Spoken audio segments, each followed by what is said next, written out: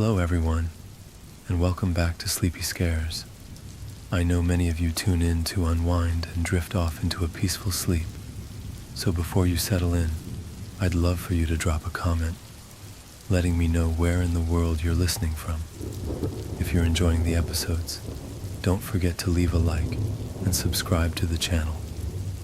Now, let's get cozy, relax, and dive right in.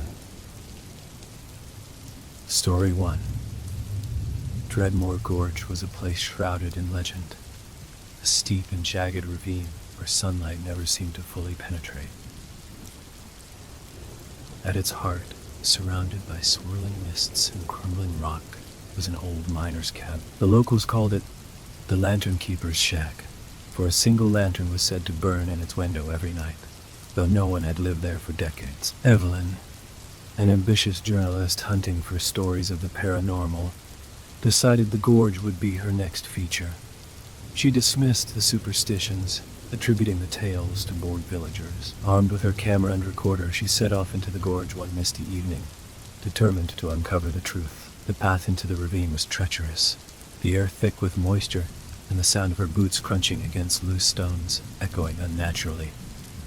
As she descended, the mist grew denser, curling around her like spectral fingers. Finally, the cabin came into view, its silhouette faint but unmistakable. True to the stories, a dim lantern flickered in the window. Evelyn paused, a chill creeping down her spine. There was no power source here, no one to light such a thing. She approached cautiously, her every step feeling heavier, as if the air itself resisted her progress. The cabin was dilapidated, its wooden walls warped and rotting. The lantern flickered erratically, casting strange shadows across the interior. Evelyn pushed the door open, the rusted hinges screaming in protest. Inside, the air was colder, carrying the faint scent of damp earth and decay. The lantern rested on a wooden table in the center of the room, its light unnervingly steady now that she was inside. The walls were covered in crude carvings, symbols, and words in a language she didn't recognize. She raised her camera, snapping pictures of the eerie interior. As the flash illuminated the room, she noticed something odd. The shadows cast by the lantern didn't match its position. They stretched and twisted, moving against the light as if they had a will of their own. Evelyn took a step back, her heart pounding. Suddenly the lantern's flame flared, casting the room into blinding brightness. When the light dimmed, she wasn't alone. A figure stood in the corner, its form obscured by tattered, dirt-stained clothing. Its head was tilted unnaturally, and though its face was shrouded in shadow, Evelyn felt its gaze pierce through her. "You shouldn't be here," it rasped, the voice like wind through dry leaves. Evelyn stumbled back, her foot catching on the edge of the table. She fell, her camera skittering across the floor. The figure moved closer, its steps silent despite the creaking floorboards. The lantern's light flickered violently, casting the figure into sharp relief for a brief moment. Its face was not human, but a grotesque amalgamation of flesh and bone, its hollow eyes burning with a malevolent glow. Evelyn scrambled to her feet, her instincts screaming at her to run. She bolted for the door, but the cabin seemed to shift around her, the walls closing in, the doorway retreating further and further away. The figure's rasping voice grew louder, a chant in the same unknown language carved into the walls. The air grew thick, suffocating, as the shadows reached out, wrapping around her limbs like living chains. She screamed, but the sound was swallowed by the oppressive darkness. The last thing she saw was the lantern's flame, now blazing inferno, consuming everything in its light. Days later, a group of hikers found her camera at the edge of the gorge. The pictures inside were ordinary, shots of the path, the mist, and the cabin in the distance. But the last image was different. It showed the interior of the cabin, a lantern glowing on the table, and behind it, a shadowy figure staring directly into the lens. Evelyn was never seen again, but locals swear the lantern still burns in the cabin every night, brighter than ever, as if warning others to stay away. Story 2. Frostmore Lake was a desolate, ice-choked expanse buried deep in the northern wilderness. Locals avoided it, their whispers tinged with fear as they spoke of a voice. Melodic, haunting, and deadly, that echoed across the frozen waters on nights when the moon hung low. Though no one could agree on what caused the sound, they all agreed on one thing: those who followed it were never seen again. But to Ellis, an experienced wildlife photographer, the lake was a challenge. He was searching for a new story to reinvigorate his career, and the eerie lake promised the kind of intrigue that could sell. Armed with his gear and a stubborn determination, he set out on foot one frigid evening, the frost crunching under his boots as he approached the lake. The air grew colder as he neared, unnaturally so, each breath crystallizing instantly in the air. The lake stretched out before him, a sheet of black ice glittering faintly under the moonlight. At first, there was nothing but the whisper of the wind and the distant groaning of the ice shifting beneath its own weight. Ellis set up his camera, scanning the frozen landscape for any sign of movement.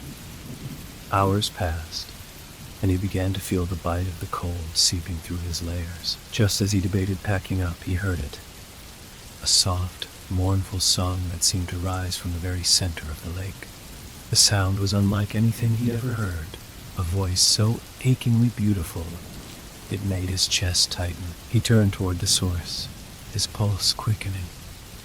Through the mist rising from the icy surface, he saw a figure standing in the middle of the lake. It was a woman, her long hair cascading over a pale, flowing dress that shimmered faintly in the moonlight. She stood impossibly still, her face obscured, melody pouring from her lips as if carried on the wind itself. Ellis's rational mind screamed at him to leave, but the song tugged at him, a force he couldn't resist. He stepped onto the ice, his boots sliding slightly as he made his way toward her. The closer he got, the louder the song grew, weaving itself into his thoughts, drowning out all reason. His camera swung loosely at his side, forgotten, as his focus narrowed on the figure ahead. The ice beneath him groaned ominously, but he paid it no mind. The woman turned slowly, her face still hidden in the shadows of her hair. The song became sharper, almost piercing, and he found himself frozen in place, unable to look away. Her head tilted, and at last she raised her face to meet his gaze. Her eyes were black voids, endless and cold, and her mouth twisted into a smile that was anything but human.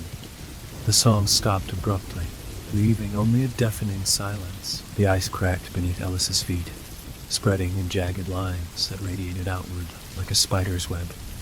Panic surged through him as he tried to turn back, but his legs felt leaden, his body unresponsive. The woman extended a hand, and the shadows of the lake seemed to rise, slithering toward him like living tendrils.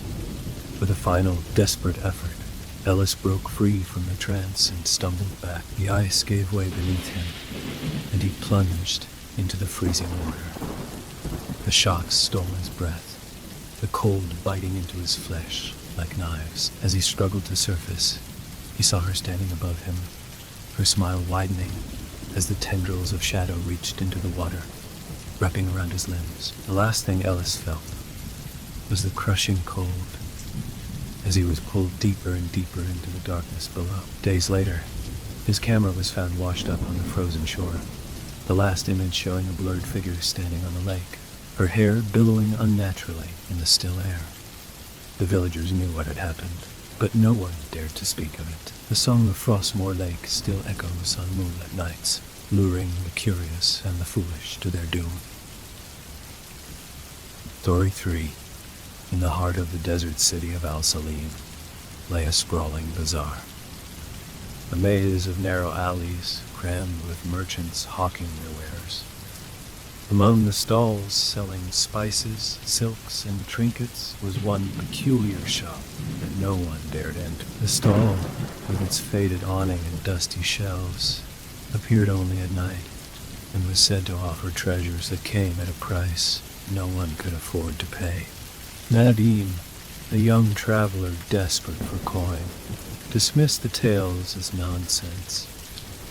Intrigued by the stories, he ventured into the bazaar under the pale light of the crescent moon, determined to uncover its secrets. As he wandered the twisting paths, the air grew heavier, the chatter of the market fading into an eerie silence. At last, he found the stall, tucked into a shadowy corner. A single lantern illuminated the wares. Jewels that shimmered unnaturally, ancient scrolls etched in languages long forgotten, and weapons gleaming with an almost sinister light. The merchant, a hunched figure draped in tattered robes, greeted him with a voice that sounded like rustling leaves. "Choose wisely," the merchant said, his smile revealing teeth too sharp to be human. Nadim's eyes fell on a small brass lamp, tarnished yet exuding an odd allure. "How much for this?" he asked. The merchant's grin widened. "The price is your will." Dismissing the cryptic remark as theatrics, Nadim placed a few coins on the counter and grabbed the lamp. As soon as it left the merchant's hand, the stall dissolved into shadows, leaving him standing alone in the silent bazaar. Unease settled over him, but he shrugged it off and returned to his lodging. That night, as he examined the lamp, he noticed strange inscriptions etched along its base. He rubbed it absent-mindedly, and the room was flooded with a cold blue light. A figure emerged, tall and shrouded in mist, its hollow eyes glowing faintly. "You have summoned me," it intoned, its voice echoing as though from a great distance. "3 wishes shall be granted, but heed this warning. Every boon carries a curse." Nadim's greed overtook his caution. He wished first for wealth, and before his eyes, gold coins spilled from the air, piling high around him. But as he reached for the fortune, his fingers blackened and blistered as if burned. The pain was excruciating, but his desire for more overpowered his fear. His second wish was for power, and he felt his body surge with unnatural strength. Yet with it came an uncontrollable rage. His thoughts clouded by violent urges. He tried to resist, but the fury consumed him, his hands trembling with the need to destroy. Desperate to rid himself of the curse, he made his final wish, to undo it all. The figure grinned, its hollow eyes glowing brighter. "So it shall be," it whispered. The room plunged into darkness, and Nadim felt himself falling, his body weightless and cold. When he awoke, he was back in the bazaar, the lamp in his hands and the merchant's stall before him. The merchant chuckled softly. "Did you not hear my warning? The price is your will." Nadim tried to speak, but his voice was gone, his limbs refusing to move. He was trapped, his body, now the merchant's puppet, forever bound to the cursed stall. And so, the stall continued to appear each night, luring the curious and the greedy, while Nadim, his eyes hollow and glowing faintly, stood behind the counter, waiting for the next soul to pay the price. Story 4. The town of Ebonridge had always been cloaked in mystery, its skyline dominated by the remnants of an old railway station that had been abandoned for decades. Rusted tracks stretched into the wilderness, overgrown with weeds, yet there were whispers of a train that still ran those tracks under the cover of night. The Phantom Train, as the locals called it, was said to carry the souls of the lost, a spectral locomotive doomed to roam forever. Despite the warnings, curiosity got the better of Aaron. A thrill-seeker and amateur, paranormal investigator, he arrived in Ebonridge with his equipment and a determination to uncover the truth. The station was a ghostly sight under the pale glow of the moon, its once grand facade now crumbling and covered in vines. The silence was oppressive, broken only by the occasional hoot of an owl. As the clock struck midnight, Aaron set up his camera on a tripod facing the tracks. Hours passed, and nothing happened. Frustrated, he decided to explore the station. Its interior was a cavernous void, littered with decayed benches and broken glass. The air was thick with the smell of mildew and something faintly metallic. As he moved deeper into the station, he felt a sudden chill, and his flashlight flickered. A low, rhythmic sound reached his ears, growing louder with each passing second. The unmistakable chugging of a train. Rushing back to his camera, Aaron saw a faint light in the distance, rapidly approaching. The ground trembled beneath his feet as the train came into view. It was a monstrous thing, its blackened steel frame illuminated by an eerie green glow. The windows were dark, yet he could feel unseen eyes staring at him. The train screeched to a halt, and the air grew deathly silent. The door to one of the cars creaked open, and a figure stepped out. It was clad in tattered, soot-stained clothing, its face obscured by a wide-brimmed hat. The figure raised a skeletal hand and pointed directly at Aaron. He froze. His breath caught in his throat. A voice echoed in his mind, deep and hollow, commanding him to board. Against his will, his legs moved, carrying him toward the train. As he stepped inside, the door slammed shut behind him. The interior of the car was far larger than it appeared from the outside. A labyrinth of corridors lined with rows of seats. Each seat was occupied by a motionless figure, their faces pale and expressionless. Aaron tried to back away, but the corridor seemed to stretch endlessly. Whispers filled the air, unintelligible yet suffocating. The train lurched forward, and Aaron was thrown against a wall. The lights flickered, and the figures in the seats began to move, turning their heads toward him in unison. Their eyes glowed faintly, and their mouths opened as if to scream, but no sound emerged. Panic surged through him as he stumbled forward, searching for an exit. Every door he tried was locked, and the whispers grew louder, drilling into his mind. He finally reached the engine room, where a massive, shadowy figure stood at the controls. Its form was indistinct, shifting like smoke, but its eyes burned like embers. It turned to him, and Aaron felt his strength drain away. "You have boarded the train of the forgotten," it intoned. "Your soul is now bound to its journey." Desperate, Aaron pleaded for his freedom, but the figure merely laughed, a sound like grinding metal. "There is only one way to leave," it said, gesturing to a lever. Aaron hesitated before pulling it. The train shuddered violently, and the world outside the windows blurred into darkness. The whispers ceased, replaced by an all-encompassing silence. Aaron found himself back at the station, lying on the cold, damp ground. The train was gone, and the tracks were silent once more. But something was different. His reflection in the shattered glass of the station window showed a face he barely recognized, paler, gaunter, and with eyes that glowed faintly green. He realized with growing horror that he had not truly escaped. He was now a part of the legend, bound to the train in ways he could not yet comprehend. Every night he heard its whistle in the distance, growing closer, and he knew it was only a matter of time before it came for him again. The phantom train of Evanridge had claimed another passenger, and Aaron's story would join the whispers that lured the next unfortunate soul.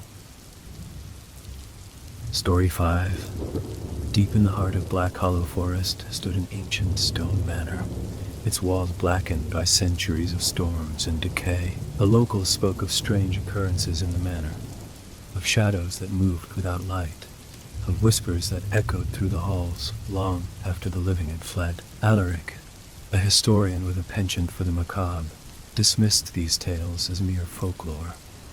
Determined to uncover the truth, he ventured into the manor one moonless night, armed with a flashlight, a notebook, and his unyielding skepticism. The heavy wooden door groaned as he pushed it open, revealing a grand yet crumbling foyer. The air was thick with the scent of mildew and something else, something metallic. Alaric's flashlight swept over the walls, revealing faded portraits whose eyes seemed to follow him as he moved deeper into the house. He shook off the unease, attributing it to his overactive imagination. The first few rooms yielded nothing but dust and decay. Broken furniture lay scattered, and cobwebs draped the corners like funeral veils. It was in the library that Alaric first noticed the shadows. At first, they seemed normal, cast by the flickering beam of his flashlight. But as he moved, they didn't. One shadow lingered by the fireplace, tall and angular, its edges unnaturally sharp. Alaric paused, his breath catching in his throat. He swung the light back, but the shadow remained, unmoving. He stepped closer, the floorboards groaning beneath his weight. As he reached out, the shadow darted across the room, slipping through a crack in the door. Heart pounding, Alaric followed. The corridor beyond was narrow, the walls pressing in as if the house itself were alive. The shadow flitted ahead, always just out of reach. It led him to a spiral staircase that descended into darkness. Against his better judgment, Alaric followed. The air grew colder with each step, and the metallic scent grew stronger. At the bottom, he found himself in a vast stone chamber, the walls lined with shelves holding strange, unidentifiable objects. In the center of the room stood a pedestal, and on it, an ornate mirror. The shadow hovered before the mirror, its form twisting and writhing. Alaric approached cautiously, his reflection distorted in the tarnished glass. As he drew closer, the shadow melted into the mirror, and the room fell deathly silent. A voice whispered his name, soft and cold, emanating from the glass. Alaric stared, his reflection grinning back at him, even as his own face remained frozen in terror. The figure in the mirror stepped forward, pressing against the glass as if it were a thin membrane. Panic surged through Alaric as he turned to flee, but the chamber had changed. The doorway was gone, replaced by unyielding stone.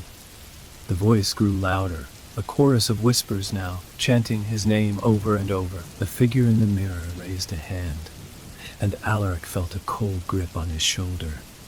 He tried to scream, but no sound escaped. The last thing he saw was his own horrified face as the shadow dragged him into the mirror, the surface rippling like water before solidifying once more. The manor stands empty now, its halls silent save for the faint, echoing whispers of a man who dared to chase shadows and became one himself.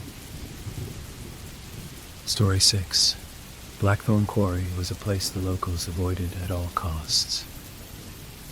Nestled deep in the hills, its jagged cliffs and stagnant pools were shrouded in a constant mist, and the air always carried a faint metallic tang. The quarry had been abandoned decades ago after a series of inexplicable accidents claimed the lives of nearly every miner who worked there. The stories of what lingered in its depths were told only in hushed tones, of a creature that emerged from the shadows, a being known only as the Lurker.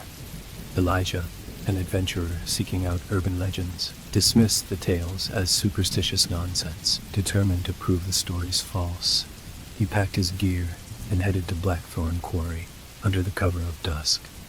The sun dipped below the horizon as he arrived, the mist curling around him like cold fingers. The entrance to the quarry yawned before him, a dark void carved into the earth. As he descended into the pit, the sounds of the outside world faded, replaced by an eerie silence. The ground was uneven, and pools of stagnant water reflected the dim glow of his flashlight. The deeper he went, the heavier the air became, pressing against his chest. The shadows seemed to shift just beyond his light, but every time he turned, nothing was there. He dismissed the unease creeping up his spine and pressed on. At the heart of the quarry, he found a cavern where the miners had struck an unusual vein of black, glistening stone. Strange symbols were etched into the walls, their meaning indecipherable. Elijah set up his camera and began documenting his findings, speaking into the recorder about the eerie atmosphere and the markings. His voice echoed unnaturally, as if the quarry itself were listening. Suddenly, a low, guttural growl resonated from the darkness. Elijah froze, his flashlight trembling in his grip.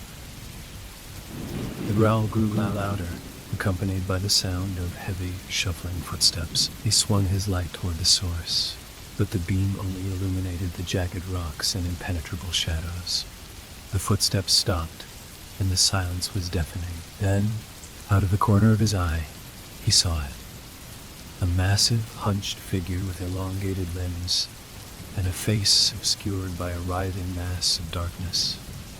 The lurker, its glowing eyes locked onto him, and Elijah felt his body seize with terror. The creature let out a deafening roar, and the cavern seemed to tremble. Elijah turned and ran, his footsteps echoing wildly as the lurker pursued him. The air grew colder, and the mist thickened, obscuring his path. He tripped over a rock and fell hard, the flashlight skittering out of his grasp. Scrambling to his feet, he grabbed it and turned to find the creature mere feet away, its twisted form illuminated in the beam. Its gnarled hand reached out, claw-like fingers stretching toward him. In a surge of desperation, Elijah hurled a rock at the lurker and bolted toward the quarry's entrance. The chase was relentless, the creature's growls growing louder as it closed the distance. He could see the faint glow of moonlight at the exit, his salvation just within reach. As he burst out of the quarry, the growling stopped, and the mist dissipated. Gasping for breath, Elijah turned to look back. The entrance was still, the shadows motionless, but the faint sound of scraping claws echoed from within, a chilling reminder that the lurker was still there, waiting. Elijah left Blackthorn Quarry, but the encounter haunted him. His recordings were distorted with strange growls and whispers, and his camera's footage was consumed by static.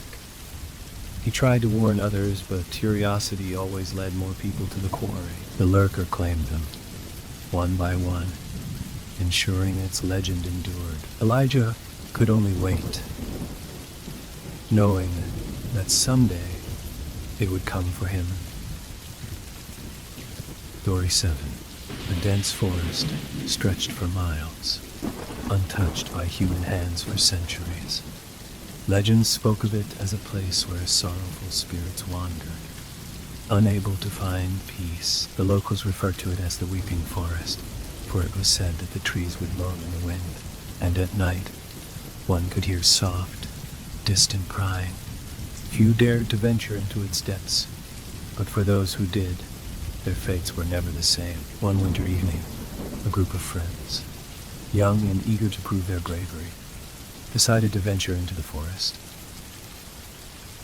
They arrived just as the sun dipped below the horizon, the sky turning a deep purple. As they walked deeper into the trees, the air grew heavy, and the sounds of the forest seemed to grow unnaturally quiet.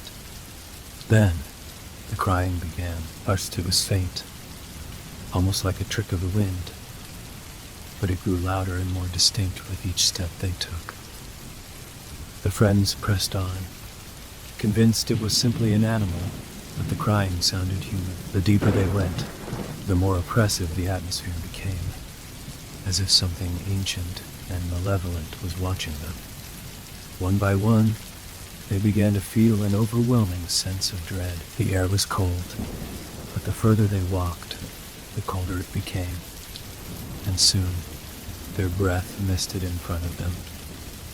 The trees seemed to close in around them, their twisted branches like skeletal fingers reaching toward the sky. In the distance, the crying became more pronounced, growing louder until it felt as though it surrounded them. "It's just the wind," Sarah said, her voice shaky, but her resolve remained. She had always been the one to keep the group going in times of doubt. "No," whispered Mark, his face pale as he glanced around. "I don't think it's the wind. Something's wrong." The group fell silent, their footsteps muffled on the snow-covered ground. The crying grew even louder, and the trees seemed to shift, as if they were closing in on them. A cold chill ran down Sarah's spine, and she looked back at her friends, trying to steady her breath. "We need to leave," Mark said, his voice breaking. "This place is wrong." But it was too late. A sudden gust of wind swept through the trees, and the crying turned into a screech, a terrible, high-pitched wail that made their bones ache. The air thickened, and the ground beneath them seemed to tremble. Sarah turned to face the others, but they were gone. They hadn't left, but something was wrong. Something was terribly wrong. Panic set in as she called out their names, but her voice was swallowed by the oppressive silence that followed. The trees began to sway, as though something unseen was pushing them, their roots groaning against the earth. Sarah's heart pounded in her chest as she stumbled forward, desperate to find her friend. But the forest had become a maze. Paths that once seemed clear, now twisted and turned in impossible directions. As she wandered deeper into the woods, her breath came faster. Her lungs tight with fear, the crying returned, louder this time, and she could hear whispers in the wind. They were calling her name, but the voices were wrong. They sounded hollow, like echoes from a forgotten time. Her skin crawled as she realized the forest was alive, and it was hungry. The trees seemed to move with a mind of their own, bending toward her as if trying to trap her within their reach. She stumbled backward, heart racing, and her eyes darted around, but there was no escape. She had lost all sense of direction. She was lost. The ground beneath her seemed to shift, and the earth cracked open, revealing a dark, cavernous hole. She froze, her blood running cold as she stared into the abyss.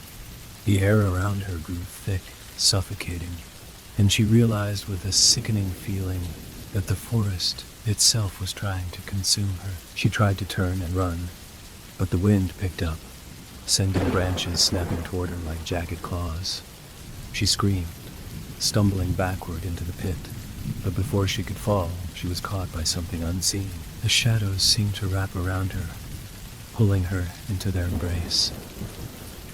Her mind raced as she struggled against the invisible force, but it was no use.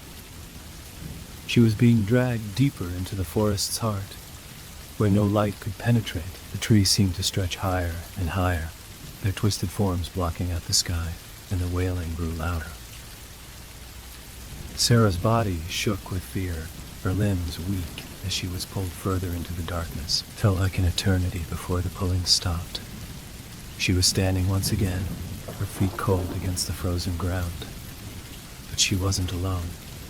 In front of her, a figure stood. It was a woman, her face hidden behind a veil of dark hair, her form draped in tattered rags.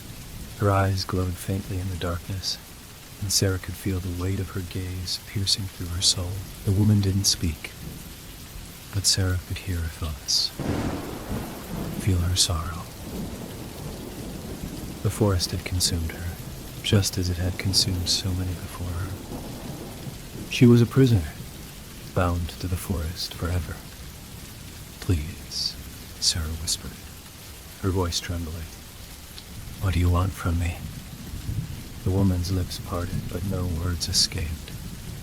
Instead, the trees around them began to move, their branches twisting like fingers, and Sarah felt an overwhelming sense of despair wash over her. The forest was hungry, and it would not let her leave.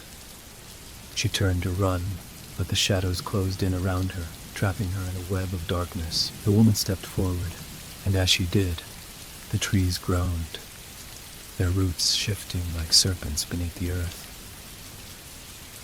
"You cannot escape."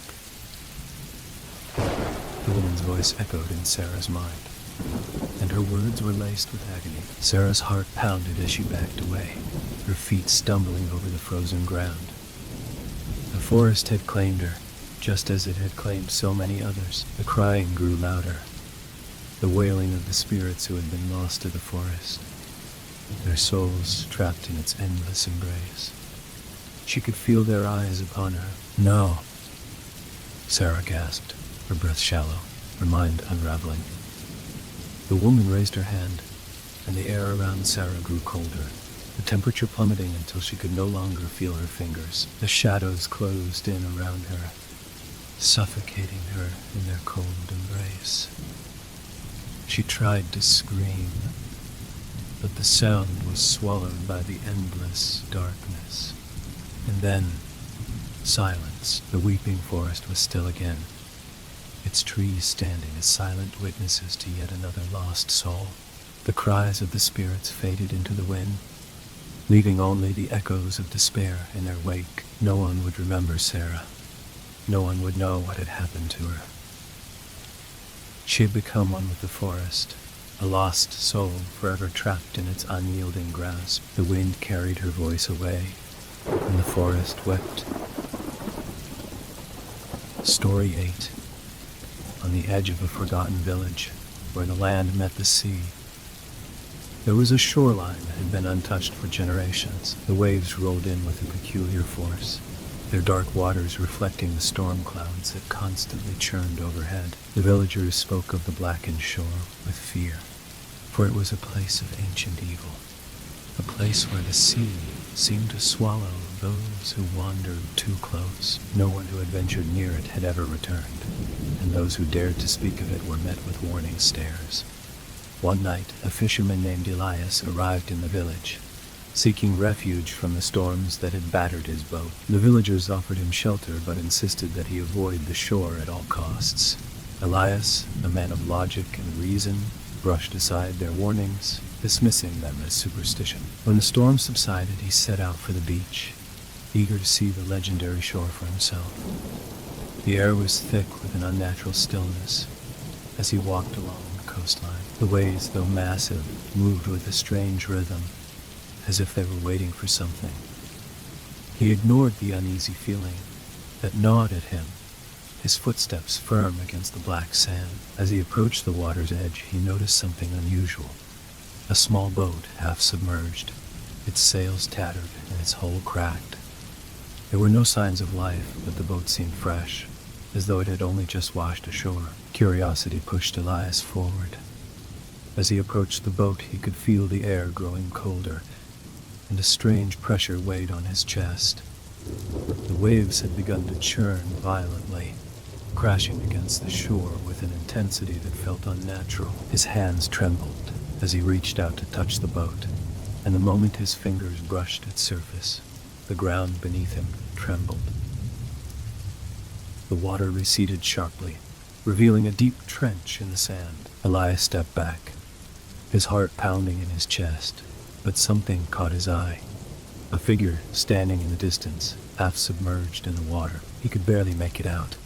The figure was tall, with long, matted hair that seemed to blend with the dark waves. The figure's face was hidden in shadows, but Elias could feel its gaze, cold and penetrating. Without thinking, he stepped forward, his feet carrying him toward the figure, his mind urging him to turn back. But it was too late. The waves surged forward, pulling him into the water with an unforgiving force. His cries were swallowed by the crashing waves as he was dragged deeper, the cold water choking him, his limbs heavy and numb. The darkness beneath the surface seemed endless, as though the ocean itself was swallowing him whole. As he sank, his body was pulled toward the shadowy figure, its form now more distinct in the depths of the water. It had no eyes, no mouth, only a blank, smooth face that seemed to shimmer in the darkness. Its long arms reached toward him, and Elias fought against the grip that tightened around his chest. But the more he struggled, the more his strength waned, and soon his body went limp. When he awoke, it was to the sound of waves crashing against the shore. But the world around him was different. The beach was no longer the same, dark with an eerie mist swirling in the air. The sky was a sickly red, and the water seemed to glow faintly with an unnatural light. Elias stood on the shore, gasping for air, but his body felt different.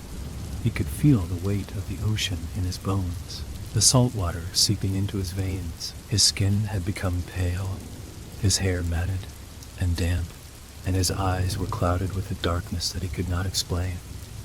He looked down at the black sand beneath his feet, and in the distance, he saw the figure again. It stood in the same spot, as though waiting for it.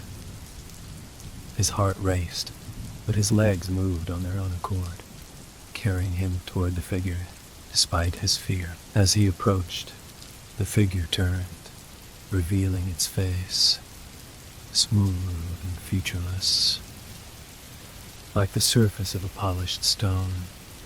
But as he drew closer, the face began to shift, becoming more defined, and Elias recognized it. It was his own face, twisted and distorted, his eyes blackened and empty.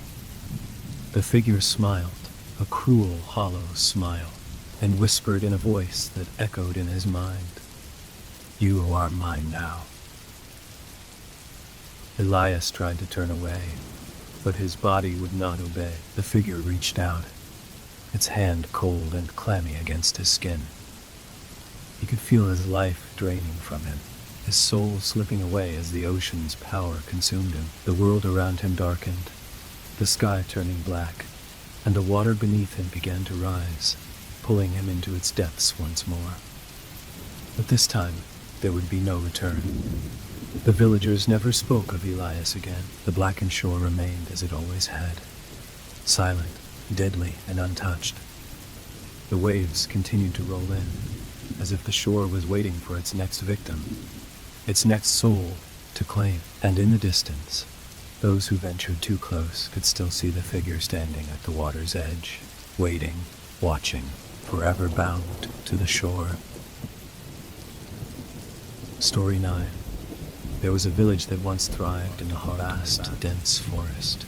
Its houses, built from stone and wood, stood sturdy and proud, surrounded by vibrant fields and lush green hills. The people who lived there spoke of a deep connection with the land, and their lives were marked by traditions passed down through generations. But one day, the village disappeared. No one knew exactly when it happened, but those who traveled through the forest noticed something strange. The path to the village grew harder to find, as if the forest itself was reclaiming the land. Over time, the village became nothing more than a legend, a story passed down by the few who remembered. It was a forgotten place, and those who sought it out often turned back, feeling an eerie pull to stay away. It wasn't until years later that a group of travelers, curious and determined, set out to uncover the truth behind the village's disappearance.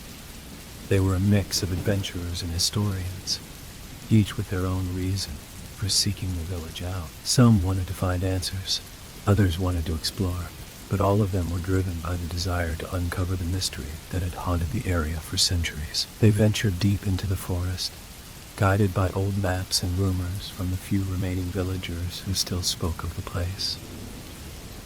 The trees grew taller as they went, their branches thick and tangled, blocking out most of the sunlight. The air grew thick with humidity, and an unsettling silence blanketed the forest. After hours of trekking through the dense woods, they came upon a clearing. There, in the center of the open space, stood the village, or what was left of it. The houses were in ruins, their stone foundations crumbled and their wooden beams rotted away by time. Despite the decay, the village was strangely preserved. The outlines of the homes could still be seen, as if the land itself was trying to hold on to its past. The air felt heavy, thick with an oppressive presence that seemed to settle over them as they explored. The group split up, each person searching for clues about what had happened. But it wasn't long before they noticed something odd. The village, though abandoned, wasn't empty. Strange figures appeared in the distance, just beyond the ruined homes. They were tall and thin, their features blurred by the fog that clung to the ground. At first, the travelers thought they were mere illusions, figments of their imagination. But as they drew closer, they realized these figures were real. They moved with an eerie grace, gliding across the village as if they were part of it. Their eyes were hollow, dark voids that seemed to stare into the souls of those who looked upon them. It was as if they were waiting, watching, and silently judging. One of the travelers, a man named Jacob, approached one of the figures. his curiosity outweighing his fear. As he neared it, the figure turned to face him, its empty gaze locking with his. The air around them grew colder, and the ground beneath their feet began to tremble. Jacob froze, his heart racing in his chest as the figure reached out with long, skeletal fingers. It was only then that he noticed the scars on its skin, deep, blackened marks that twisted and contorted in unnatural patterns. The figure opened its mouth, but no sound came out. Instead, a wave of dread washed over Jacob, and he felt a suffocating pressure in his chest. He backed away, fear flooding his senses, and turned to run. But as he did, he realized the figures were everywhere now. They were closing in on them, moving faster than they had before. The travelers shouted for each other, but the figures made no sound. No movement beyond their eerie gliding. Panic set in as the group tried to regroup, but the figures were relentless, surrounding them in every direction. The village seemed to shift around them, the ground beneath their feet becoming soft and uneven. The travelers couldn't tell what was real anymore.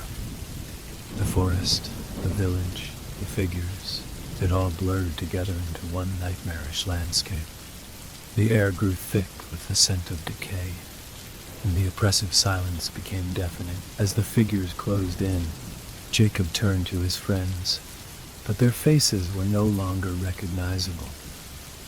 They had been replaced with the same hollow, empty eyes that stared back at him from the figures. The village was alive, and it was feeding on them. The ground beneath them began to shift again, and the travelers felt themselves sinking. The stones that once formed the village homes cracked and crumbled, revealing deep pits filled with blackened earth. The figures reached out, their hands like claws, pulling them into the depths of the village. As they were dragged down, Jacob could feel his body growing numb, the weight of the darkness pulling him into the ground. The last thing he saw, before the earth swallowed him whole, was the face of one of the figures, its hollow eyes staring down at him, waiting for him to join its endless slumber. The village, now once again a forgotten memory, faded into the forest, its existence erased from time. The travelers became nothing more than shadows, their faces lost among the ruins. The forest reclaimed the land, but the village remained, a place where the souls of the lost lingered, waiting for the next to stumble upon its cursed ground. Story 10. Nestled deep within a valley, hidden from the prying eyes of the outside world, there was a place known only as Whistler's Hollow. Its name came from an eerie phenomenon, a constant, faint whistling sound that echoed through the trees, even when the wind didn't blow. Local legend said it was the spirit of an old man who had been lost in the woods many years ago, whistling as he searched for a way out. But those who heard it knew better. They knew the hollow was not a place for the living. It was a place where the dead lingered, where the air itself seemed to warp with unseen forces. The townspeople spoke of the hollow in hushed tones, warning travelers never to stray too close. There were stories of people who had gone missing, their last known location always being Whistler's Hollow. But despite the fear and the warnings, one young man named Thomas was drawn to the hollow, a thrill-seeker and a skeptic. Thomas didn't believe in ghosts or legends. He was convinced that the whistling sound was simply the wind playing tricks on the trees, and that the stories of missing people were just that. Stories. Armed with nothing but a lantern and his determination, Thomas set out one evening to find the source of the whistling sound. He wasn't afraid. He walked through the dense forest, the sun sinking behind the treetops, casting long shadows across the forest floor. The deeper he went, the quieter the world around him became. The rustling of leaves, the chirping of birds, all faded into an unnatural silence. Soon, the only sound was the soft whistling that echoed through the trees. It was faint at first, almost like a distant melody carried on the wind. As Thomas pressed on, it grew louder, clearer, until it filled the air around him, a haunting tune that sent shivers down his spine. His lantern flickered, casting long, dancing shadows on the ground. His footsteps were muffled by the thick carpet of fallen leaves. The whistling seemed to surround him now, coming from all directions. He couldn't tell where it was coming from. It was as if the hollow itself was alive, breathing with the wind, whispering its tune to anyone who dared to listen. As the darkness deepened, Thomas felt a strange unease settle over him. He stopped in his tracks, listening closely. There, in the distance, he saw something, a figure, standing motionless at the edge of the trees. Its outline was indistinct, blending with the shadows, but the whistling continued, soft and steady, as if it was coming from the figure itself. Thomas's heart raced, but his curiosity drove him forward. He called out, "Hello? Is someone there?" The figure didn't move, didn't respond, but the whistling continued, unwavering. It was as if the figure was inviting him closer. He took another step forward, then another, until he was standing just a few feet from the figure. His lantern light revealed nothing but the darkness of the trees behind it. The figure remained motionless, its presence like an immovable object in the night. But then, Thomas saw something. Something that made his blood run cold. The figure wasn't just still. It was somehow wrong. Its body was unnaturally tall, its limbs elongated and twisted. It wore a tattered coat, but its face was hidden beneath a wide-brimmed hat. The whistling continued, now louder than ever, as if it was coming from the figure's very soul. Thomas reached out, his fingers trembling as he tried to touch the figure. But as his hand drew closer, the whistling stopped abruptly. The silence that followed was deafening. For a moment, Thomas stood frozen in place, unsure of what to do. Then, without warning, the figure turned toward him. Its face was a hollow void, dark and empty, with no eyes, no features, just an abyss staring into him. The air grew colder, and a sense of dread swept over him like a wave. Thomas took a step back, his body stiff with fear. The figure raised one long, bony hand and pointed directly at him. The whistling began again, but this time it wasn't the soft, distant melody he had heard earlier. It was a shrill, frantic sound, like the wailing of a lost soul. And then, to his horror, the ground beneath him shifted. The trees around him twisted and bent, their branches reaching toward him like gnarled fingers. The air grew thick with an oppressive energy, as if the very earth beneath his feet was alive, watching, waiting.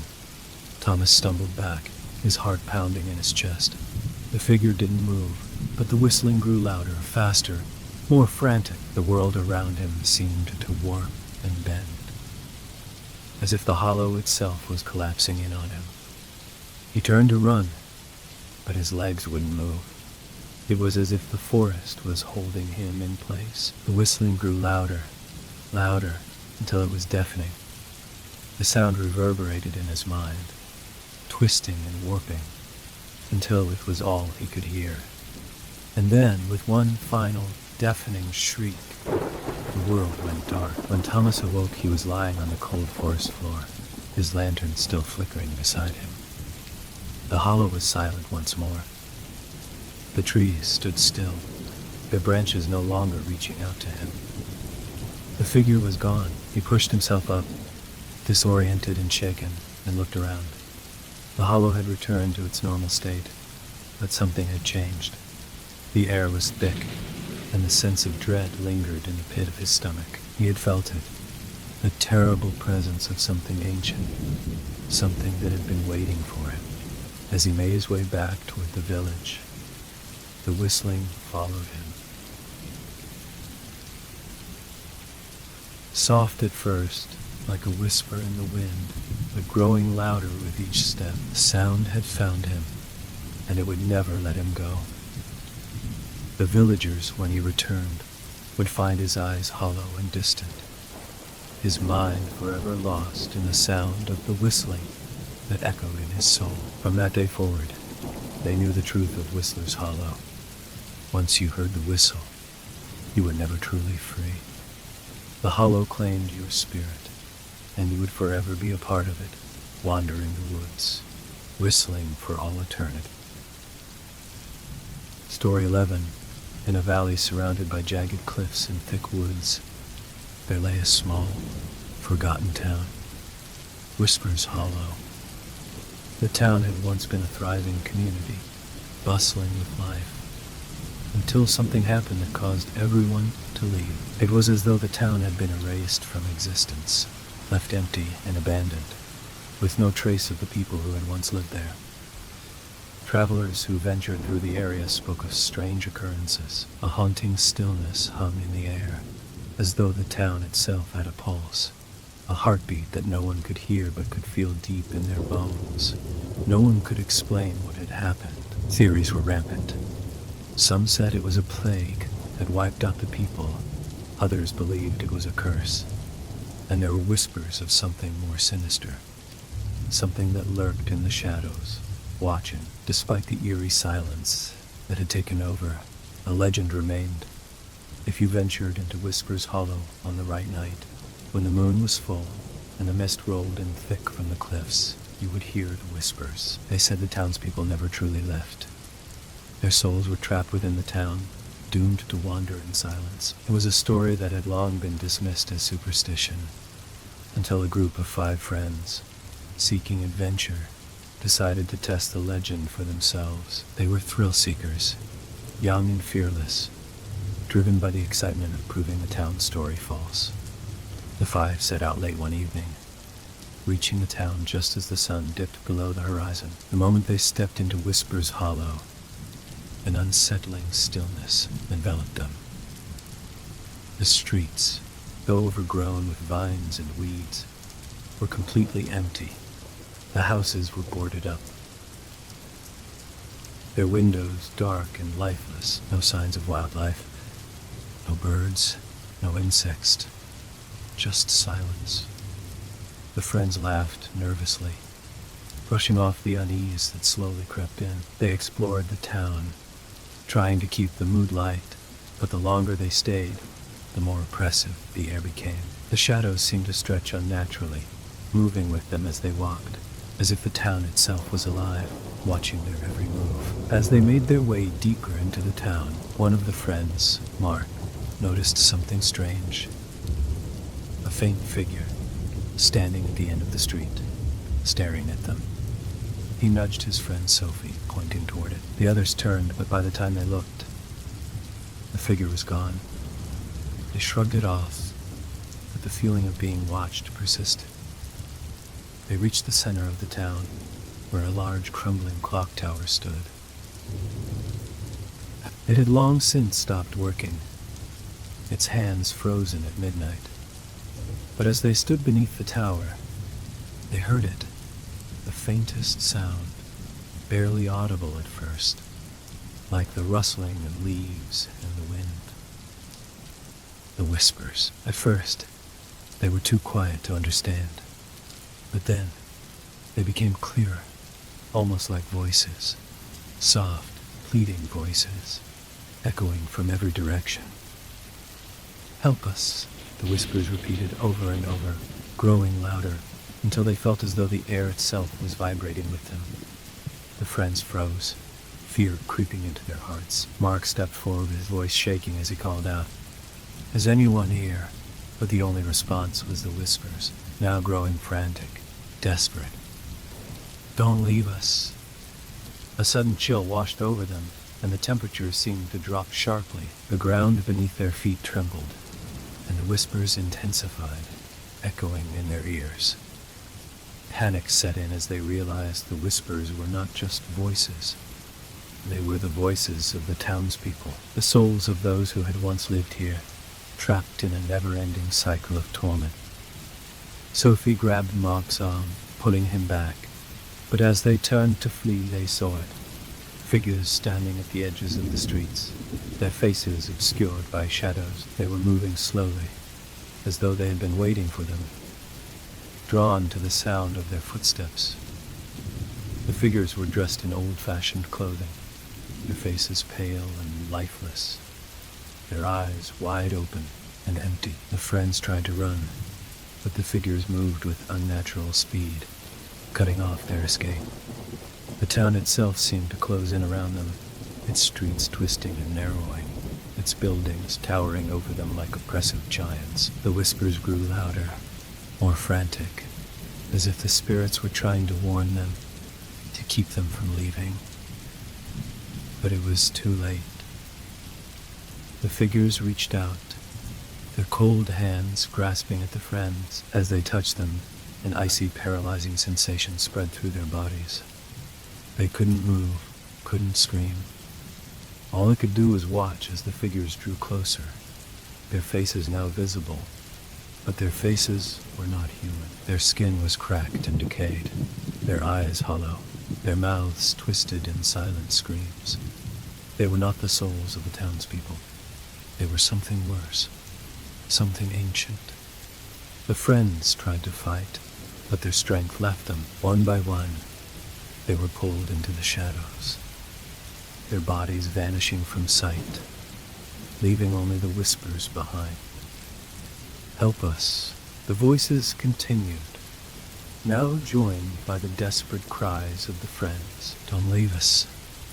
The next morning, when the sun rose over the valley, the town of Whispers Hollow was once again silent, as it had been for years. The mist had dissipated, and the town seemed empty, just as it always had. But if you listened closely, you could still hear the faintest of whispers carried on the wind. The souls of the lost still roamed the town, waiting for the next group of unsuspecting travelers to wander in. No one dared to enter Whispers Hollow again, for they knew the truth. Once you heard the whispers, once you saw the figures, there was no escaping the curse of the silent town. Story 12. It was the quiet of the forest that first unsettled her. Emma had always found peace in nature, a sense of calm in the chirping of birds and the rustling of leaves. But as she stepped deeper into the woods, a suffocating silence surrounded her. There were no birds, no animals, no sound at all, just the dense canopy of trees, their twisted branches reaching out like gnarled fingers. The air grew heavier, thick with an unsettling stillness. She'd heard the stories of the moonlit vale, the place she had come to explore, a valley hidden deep in the forest, shrouded in mystery, said to be cursed by those who dared to venture too far. The locals warned against it, told tales of lost souls and strange occurrences. But Emma wasn't one to believe in superstition. She was an investigator, a journalist always seeking the truth. The letter had intrigued her, an anonymous tip about strange happenings near the moonlit vale, and a promise of a story like no other. As the sun began to set, casting long shadows across the forest floor, she found herself at the edge of the vale. The valley was as beautiful as it was eerie, the ground covered in a soft mist that seemed to glow faintly under the rising moon. The trees in the vale were twisted, their trunks bent unnaturally, and the air smelled faintly of decay. Emma hesitated but pressed forward, her curiosity outweighing her instincts. She followed the winding path, the mist swirling around her feet, and found herself drawn to a clearing in the center of the vale. There, in the center, stood an ancient stone well. The stones were cracked, moss growing between them, and the air around the well was thick with a palpable sense of dread. As Emma approached, she noticed something strange. Carvings on the stones, runes that seemed to pulse with an unnatural energy. She knelt down to examine them, her fingers tracing the markings. Suddenly, the ground beneath her trembled, and a low, guttural noise rose from the well. The mist around her thickened, swirling in a chaotic frenzy. Emma stood, her heart racing as the air grew cold. biting at her skin. She could feel something watching her, something old and powerful. The ground shook again, more violently this time, and Emma stumbled back, her breath catching in her throat. From the well, a figure began to rise.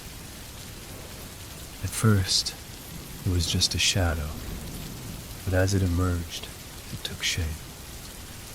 A tall, slender figure, its features hidden in the darkness.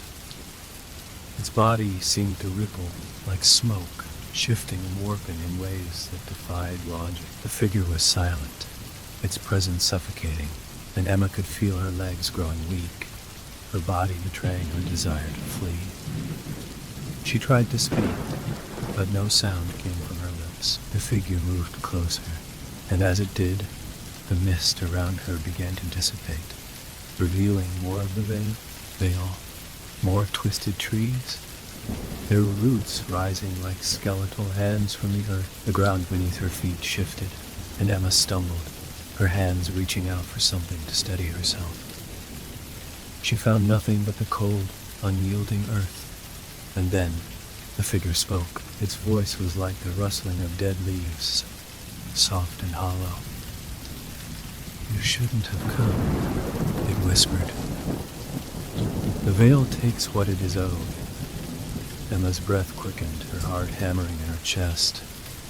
She tried to run, but her legs refused to move. The figure's form grew larger, its presence looming over her. She could feel the darkness closing in, the air thick with a sense of finality. The trees around her seemed to shift, their trunks bending toward her, their branches reaching like long, skeletal hands. The mist, now a swirling mass of shadows, engulfed her. She could hear whispers, voices from the past, calling to her from all directions. "Leave this place," they pleaded. But it was too late. The figure was upon her now, its form solidifying, its face emerging from the shadow. It was no longer a shifting mass of smoke, but a creature, a thing that should not exist. Its skin was pale, almost translucent, stretched tightly over its skeletal frame. Its eyes were dark pits, like endless voids, and its mouth was a jagged line, twisted into a permanent, grotesque smile. Emma tried to scream, but no sound came from her. The creature's hand reached for her, its fingers long and clawed, and she could feel her body growing colder with each passing second. The moment its hand touched her, a surge of cold coursed through her, as if her very life force was being drained. The whispers grew louder, the voices of those who had come before her, their souls trapped in the veil for eternity. "The curse," they murmured. "The veil takes all who enter. None leave." Emma tried to pull away, but the creature's grip tightened, pulling her into the darkness. She felt herself being dragged toward the well, her body weightless, as if the veil itself had claimed her. The creature's smile widened, its eyes glowing with a malevolent light. "You are part of the veil now," it whispered, "and you will stay with us forever." And with that, Emma was gone, swallowed by the darkness, her body consumed by the curse that had claimed the veil for centuries.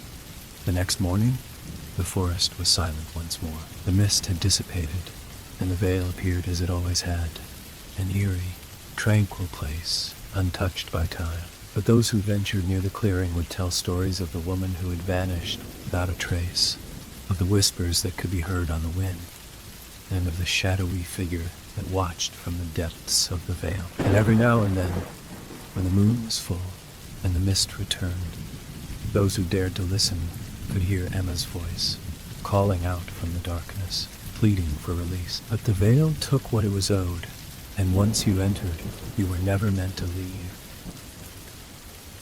Story 13. The small town of Alder Creek had always been quiet, tucked away in the valley between two jagged mountain ranges. It wasn't a place for excitement, nor was it a destination for travelers. It was just home. At least, that's how it had always felt to Sarah. She had grown up here, in a modest farmhouse with her parents and younger brother.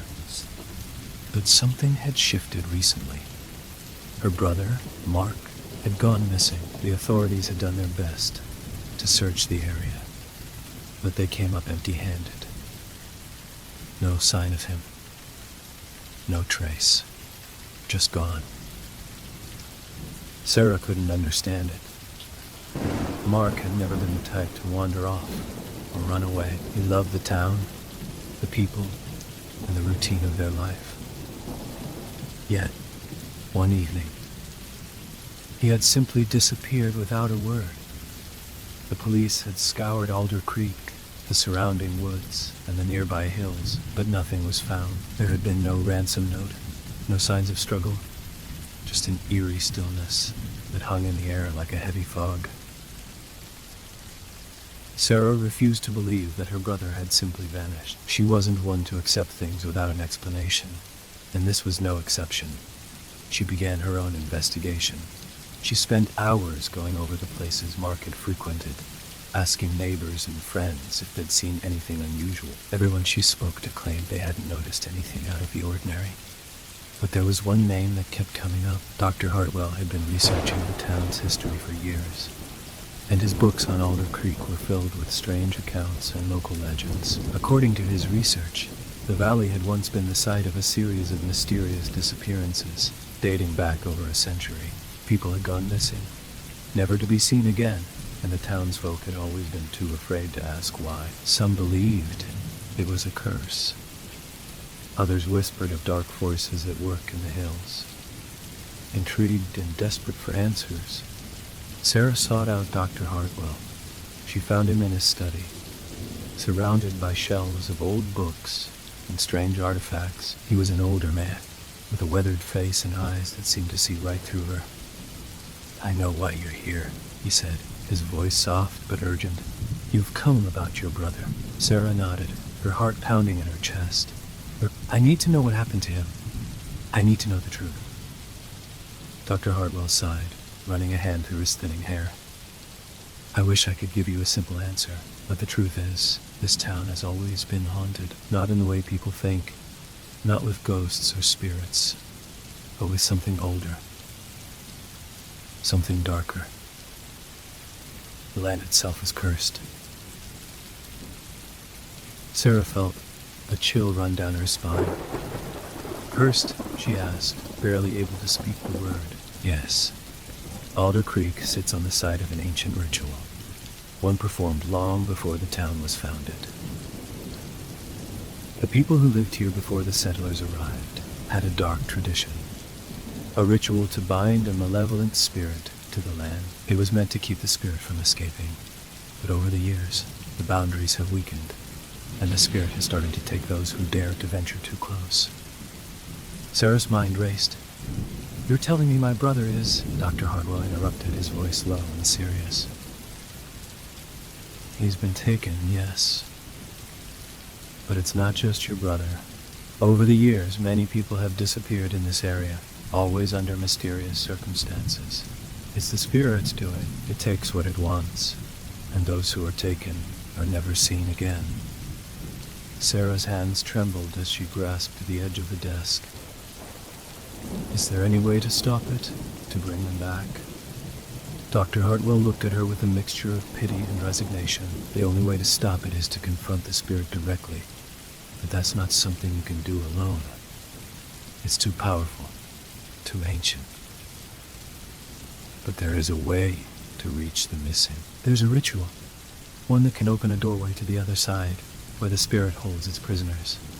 The hope that had begun to rise in Sarah's chest quickly faded. "A ritual?" she repeated, her voice trembling.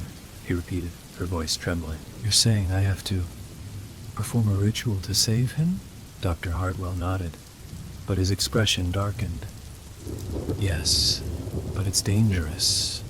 Many have tried before, and few have returned. The spirit will do everything it can to keep you from succeeding. You must be prepared to sacrifice something to save your brother." Sarah felt a rush of fear, but also determination.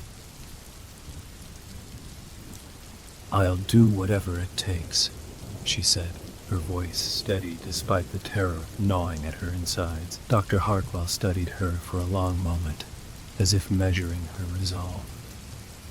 Finally, he stood and retrieved an old leather-bound book from the shelf. "This is the ritual," he said, handing it to her. "It's all in here, but remember, once you begin, there's no turning back. You must be willing to face the spirit and the consequences." Sarah nodded, clenching her fists. She wasn't afraid of what lay ahead. She couldn't be. Mark was counting on her. That night, she ventured to the heart of the valley, where the old stone circle lay hidden in the woods. The air was thick with fog, and the silence was suffocating. She could feel the weight of the land pressing down on her, as if the very earth was watching. With trembling hands, she followed the instructions in the book, placing candles around the circle and chanting the ancient words that were supposed to summon the spirit. The wind began to pick up, howling through the trees as the ground beneath her feet began to tremble. She could hear whispers, low and guttural, rising from the earth. "You shouldn't have come," they hissed. "You can't save him." But Sarah pressed on, her voice rising in the chant, her heart racing. Suddenly, the ground split open, and a dark figure emerged from the earth, its eyes glowing with a sickly yellow light. It was the spirit, an ancient, twisted thing that seemed to be made of shadow and smoke. Its form was ever-shifting, like a nightmare given life. "You cannot save him," the spirit growled, its voice echoing in her mind. "He is mine now, just like all the others." Sarah's body trembled with fear, but she didn't stop. She finished the ritual, her words cutting through the darkness. The spirit let out a deafening roar, its form writhing in agony as the circle began to glow with an eerie light. And then, just as suddenly as it had appeared, the spirit was gone. The valley fell silent again. Sarah collapsed to her knees, her chest heaving as she looked around. The mist was gone, the air now still and calm.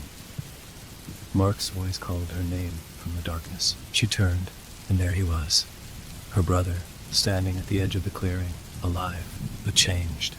His eyes were hollow, his face pale, as though the life had been drained from him. "Mark?" she whispered, stepping toward him. But as she reached out, he vanished, fading into the mist. And as the first light of dawn broke over Alder Creek, Sarah realized that, while the spirit had been banished, the curse would never truly end. The land would always hunger for more souls, and those who were taken would never be fully free. Story 14. Mia had always been fascinated by old towns, especially the ones with rich histories. So when she decided to spend a few weeks in the sleepy town of Ashfield, she was eager to explore its secrets. Ashfield wasn't like other small towns she'd visited. It seemed suspended in time, as though it had been forgotten by the modern world. The streets were cobblestone, the buildings crooked, and the air always had the faintest smell of wet wood and iron. The locals were friendly enough, but there was an underlying unease about them, as if they were too cautious in their speech, like they were hiding something. Mia didn't let that deter her. She had rented a small old cottage at the edge of town, just beyond the woods. She spent her days walking the streets, talking to the few shopkeepers and historians she met. They all spoke about Ashfield's past with pride, recounting stories of old railroads and grand estates, but none of them ever mentioned one peculiar legend that Mia had come across during her research. The carriage. The story told of a large, black carriage that would appear on the outskirts of Ashfield at midnight, pulled by 4 dark horses. No one could explain where it came from or why it appeared, but every time it did, someone would disappear without a trace.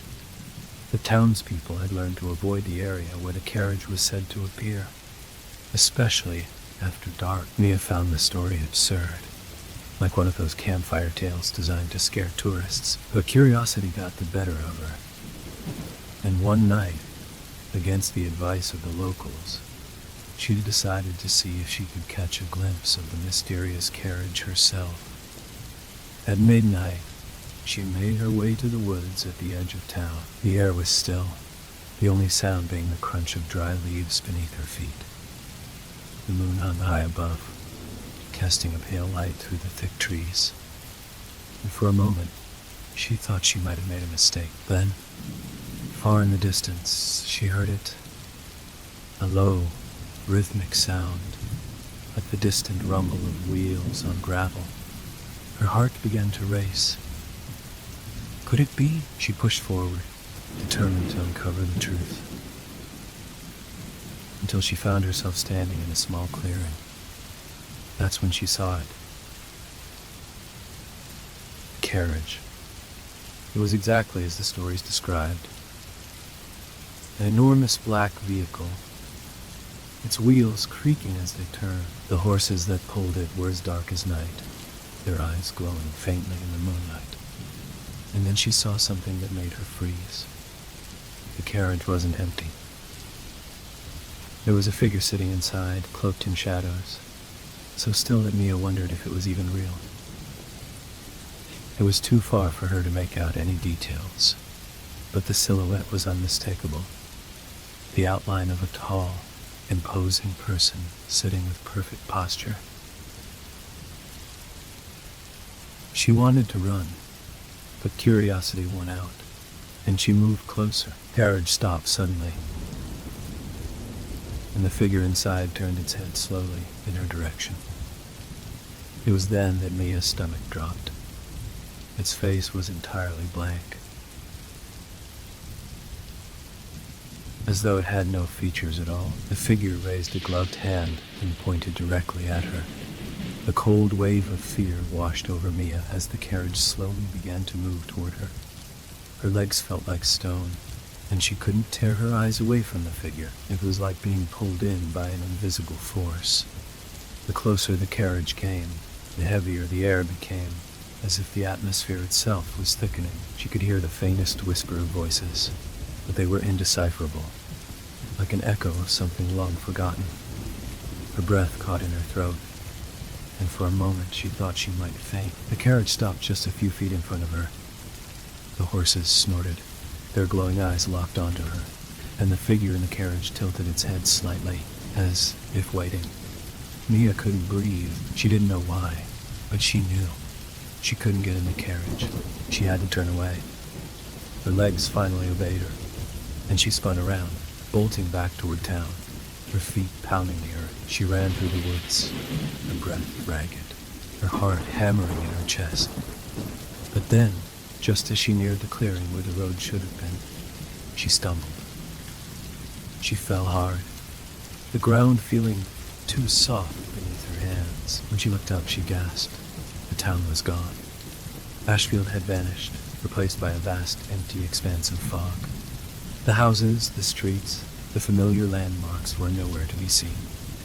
Just the endless gray mist. Panic surged through her as she scrambled to her feet.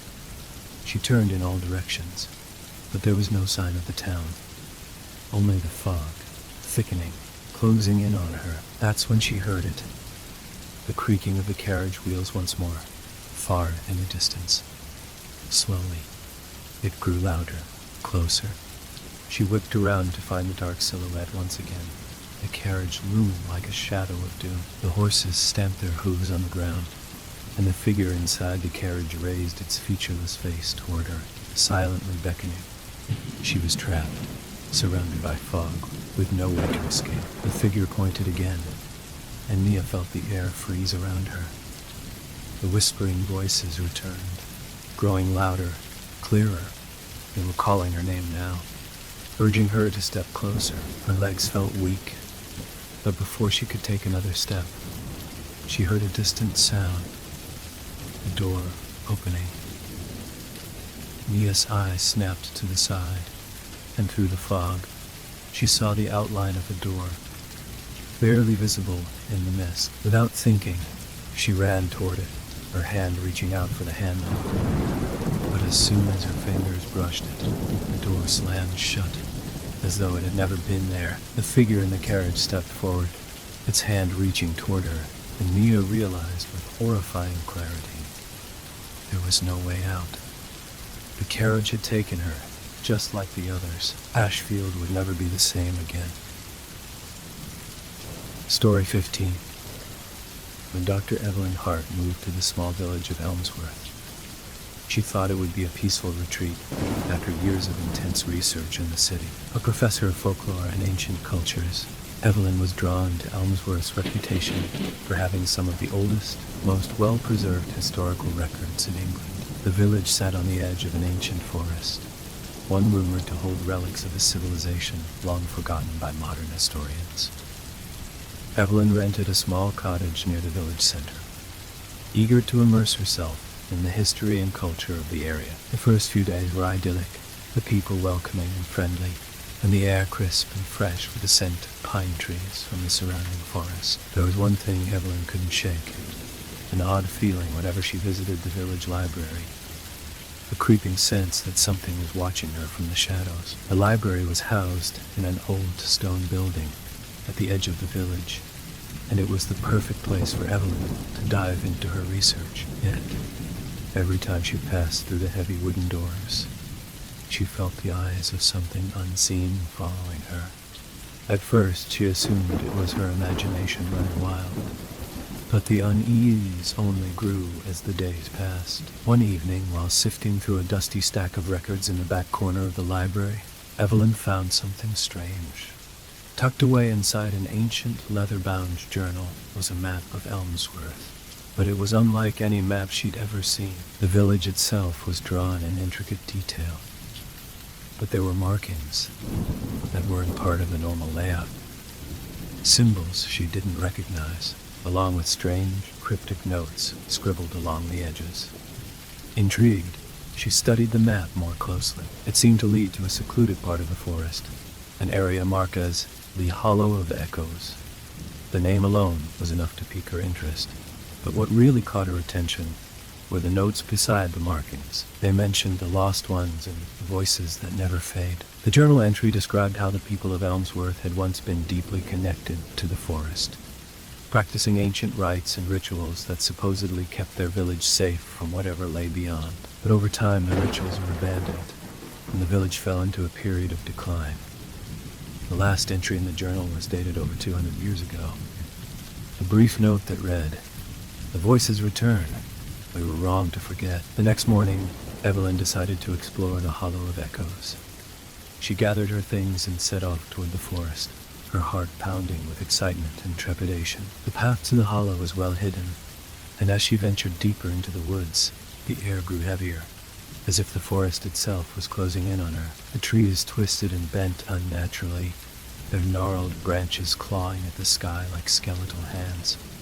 Evelyn's footsteps echoed in the stillness, and the deeper she went, the more she felt as though the ground itself was alive, pulsing beneath her. Finally, she came upon a clearing where the forest opened up into a large circular space. In the center of the clearing stood a stone circle, worn and cracked from centuries of age. The air was thick with a strange energy, and Evelyn could feel the hairs on the back of her neck stand up. She stepped cautiously toward the stones, her breath catching in her throat as she saw something she hadn't expected. At the center of the stone circle was a large, weathered stone slab, and lying on top of it were several human bones, fragments of skulls, ribs, and limbs, carefully arranged in a pattern that seemed deliberate. As she stepped closer, a sudden gust of wind swept through the clearing, sending the leaves swirling in all directions. Evelyn froze, feeling an overwhelming sense of dread wash over her. It was as if the forest had come alive, watching her, waiting. The whispering began then, faint at first, a soft murmur that grew louder with each passing second. It was a chorus of voices, distant but unmistakable, calling out to her from every direction, "Leave or join us." The voices were ancient, filled with a sorrow that sent chills through Evelyn's spine. She spun around, her heart racing, but saw no one. The air grew thick with the scent of decay, and the voices seemed to press in from all sides. She was no longer alone. Panic surged within her, and she turned to leave. But her feet were frozen to the ground. The stones surrounding the clearing began to glow faintly, their inscriptions lighting up with an eerie, otherworldly light. The voices grew louder still, now a frantic chorus, as if they were urging her to stay, to listen. Evelyn closed her eyes, trying to block out the sound, but it only intensified. "Join us. We never leave." The ground beneath her seemed to ripple, and suddenly, a figure appeared in the center of the stone circle. It was a woman, her face pale and featureless, with hollow eyes that seemed to reflect the emptiness of the world. She was dressed in ancient, tattered robes, and she floated above the ground, her form shimmering with an ethereal glow. "You have come," the woman whispered. Her voice 1,000 whispers rolled into one. Evelyn tried to speak, but her voice caught in her throat. The woman's presence was suffocating, as if the very air around her had thickened. "You sought the truth," the woman continued, her voice echoing in Evelyn's mind. "Now you must join us. You are one of the lost ones." The wind howled around her, and the ground began to tremble. The woman raised her hands, and the stones around the circle pulsed with light, casting long shadows that seemed to stretch out toward Evelyn. In that moment, Evelyn realized with horror that the voices were not from the past. They were from the people of the village, the ones who had disappeared over the centuries, their souls trapped in the hollow of echoes. "We never leave," they whispered again, and Evelyn felt the cold touch of something unseen at her back. She could feel her body growing cold, her limbs stiffening. Her heart pounded, her pulse thundering in her ears. The woman's face tilted toward her, a cruel smile spreading across her lips. "You sought the truth, but now the truth is yours to bear." The voices grew louder, becoming a cacophony of pleading, wailing cries. The woman reached out with skeletal fingers, and Evelyn felt herself being drawn toward the stone circle, her body unwilling to obey her. With a final desperate scream, Evelyn's form dissolved into the light, and the hollow of echoes fell silent once more. In the village of Elmsworth, the wind shifted, and the whispers began again. This time, they called to the next one. "You sought the truth." Story 16. Lucas was a man of reason, a skeptic who dismissed ghost stories and legends as mere fables designed to entertain or frighten. That was until he found the letter. He had been staying at a small bed and breakfast in the remote village of Elder Grove, a place known for its dense forests and eerie history. Lucas had come to this quiet village to escape the noise of city life and focus on his writing. The people here were kind, but distant, and the air always seemed thick with a lingering fog. Elder Grove was the kind of place where every old building had a story, and every street corner seemed to whisper of the past. One evening, after returning from a walk through the village, Lucas discovered a letter slipped under his door. It was unmarked and written in an old-fashioned script. The ink faded, but still legible. The letter was addressed to him by name, but he had never seen the handwriting before. It read, "You are not the first to seek answers in Elder Grove. There are things here that should remain forgotten. You must leave before it's too late." The letter had no signature, and Lucas dismissed it as some prank or perhaps a mistake. He was used to oddities in strange places, and this town seemed full of them. But something about the message gnawed at him, and he couldn't shake the feeling that there was more to Elder Grove than met the eye. Over the next few days, Lucas's curiosity grew, and he began to explore the village more thoroughly. He wandered through the old cemetery at the edge of town, where crumbling gravestones lined the path like silent sentinels. He visited the local tavern, where the old bartender spoke of the village's troubled past, mentioning an old legend about a creature that lurked deep in the forest. The creature, he said, was known as the Keeper of Eldergrove, a being that protected the village from dark forces and guarded its secrets. According to the bartender, the keeper was once a man, a hermit who had lived in the woods centuries ago. He had made a pact with an ancient, unknowable power to protect the village, but in exchange, he had been transformed into something otherworldly. The creature was said to be bound to the forest, unable to leave its borders, but forever watching, waiting. Lucas was intrigued by the tale, but he still wasn't convinced. He chalked it up to local superstition, the kind of myth that every village seemed to have. But as the days wore on, he began to notice things that unsettled him. The fog seemed to grow thicker every morning, and the village took on a surreal, almost dreamlike quality. Time itself seemed to warp in Eldergrove, and the longer he stayed, the more distant reality became. On his 5th day in the village, Lucas decided to venture into the forest to see for himself if there was any truth to the stories. The villagers had warned him against it, but his skepticism pushed him forward. He made his way toward the woods, the trees towering above him like ancient guardians. The deeper he went, the quieter it became. The usual sounds of the forest, birds, rustling leaves, the distant calls of animals, were absent, replaced by an oppressive silence. It was as if the forest was holding its breath, waiting for something to happen. After hours of walking, Lucas found himself in a clearing. At the center of the clearing stood a large stone archway, its edges worn and weathered by time. It looked out of place, like a relic from another era, its purpose forgotten. As he approached, a sudden chill swept through the air, and the temperature dropped sharply. He hesitated for a moment, unsure whether to continue, but something, an instinct, a pull, urged him forward. He passed through the archway, and as he did, the world seemed to shift.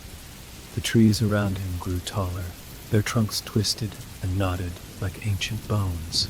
The sky above darkened, the sun vanishing behind a veil of clouds. It was then that he heard it, a low, guttural growl, barely audible at first, but growing louder with each passing second. He spun around, his heart racing, but saw nothing. The sound grew louder still, and from the depths of the forest, something emerged. It was massive, its silhouette barely visible through the fog, but Lucas could see the glowing red eyes that pierced the darkness. The creature was unlike anything he had ever seen, tall and hunched, with long, spindly limbs and a face twisted in agony. It was the Keeper of Eldergrove. The creature's growl turned into a deep, resonant voice, one that seemed to echo inside Lucas' mind. "You should not have come." Lucas froze, unable to move or speak.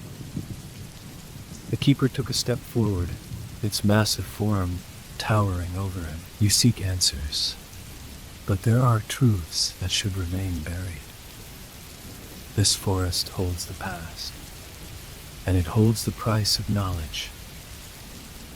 The air around him grew thick with dread, and Lucas's vision blurred as the creature's presence pressed in on him. He felt a wave of terror crash over him, his heart pounding in his chest. "Leave while you still can," the Keeper warned, its voice filled with sorrow and malice. But Lucas, unable to turn away, found himself speaking. "I need to know the truth. I need to know the truth. What happened to this place?" The Keeper paused, its eyes narrowing as it regarded Lucas. For a long moment, there was silence, and then the creature spoke again, its voice almost tender. "This place was once a sanctuary. The people who lived here made a pact, a bargain with powers beyond understanding. They wanted protection, immortality, and they offered their souls in return. But the cost of that bargain was their freedom." Lucas listened intently, his fear giving way to curiosity.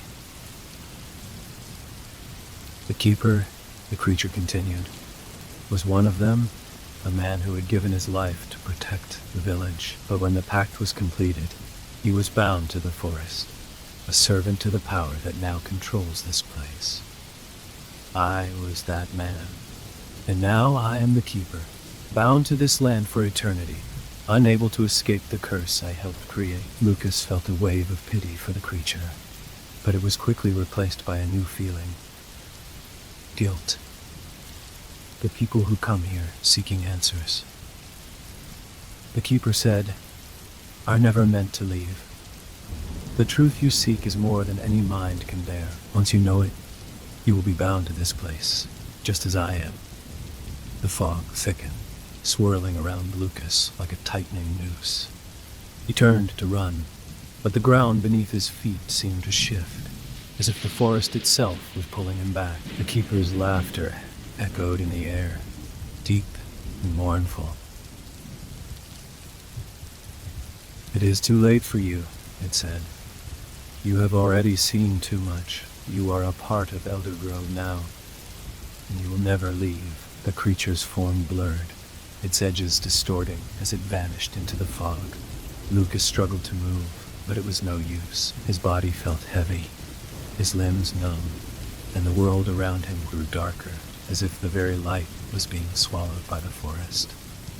He screamed for help, but no sound came from his lips. His vision dimmed, and the last thing he saw was the stone archway, now twisted and corrupted, as Elder Grove claimed another soul. Story 17. Sophie had always been drawn to the unexplained. As a documentary filmmaker, she traveled the world seeking out the bizarre and the mysterious, uncovering stories that blurred the lines between reality and superstition. She had been to haunted forests, abandoned towns, and forgotten temples, but nothing had prepared her for Rook's Hollow. The village was small, nestled deep within the Appalachian Mountains, a place forgotten by most, yet filled with stories that made even the most hardened locals uneasy. The village had a history of strange disappearances, many of which had never been solved.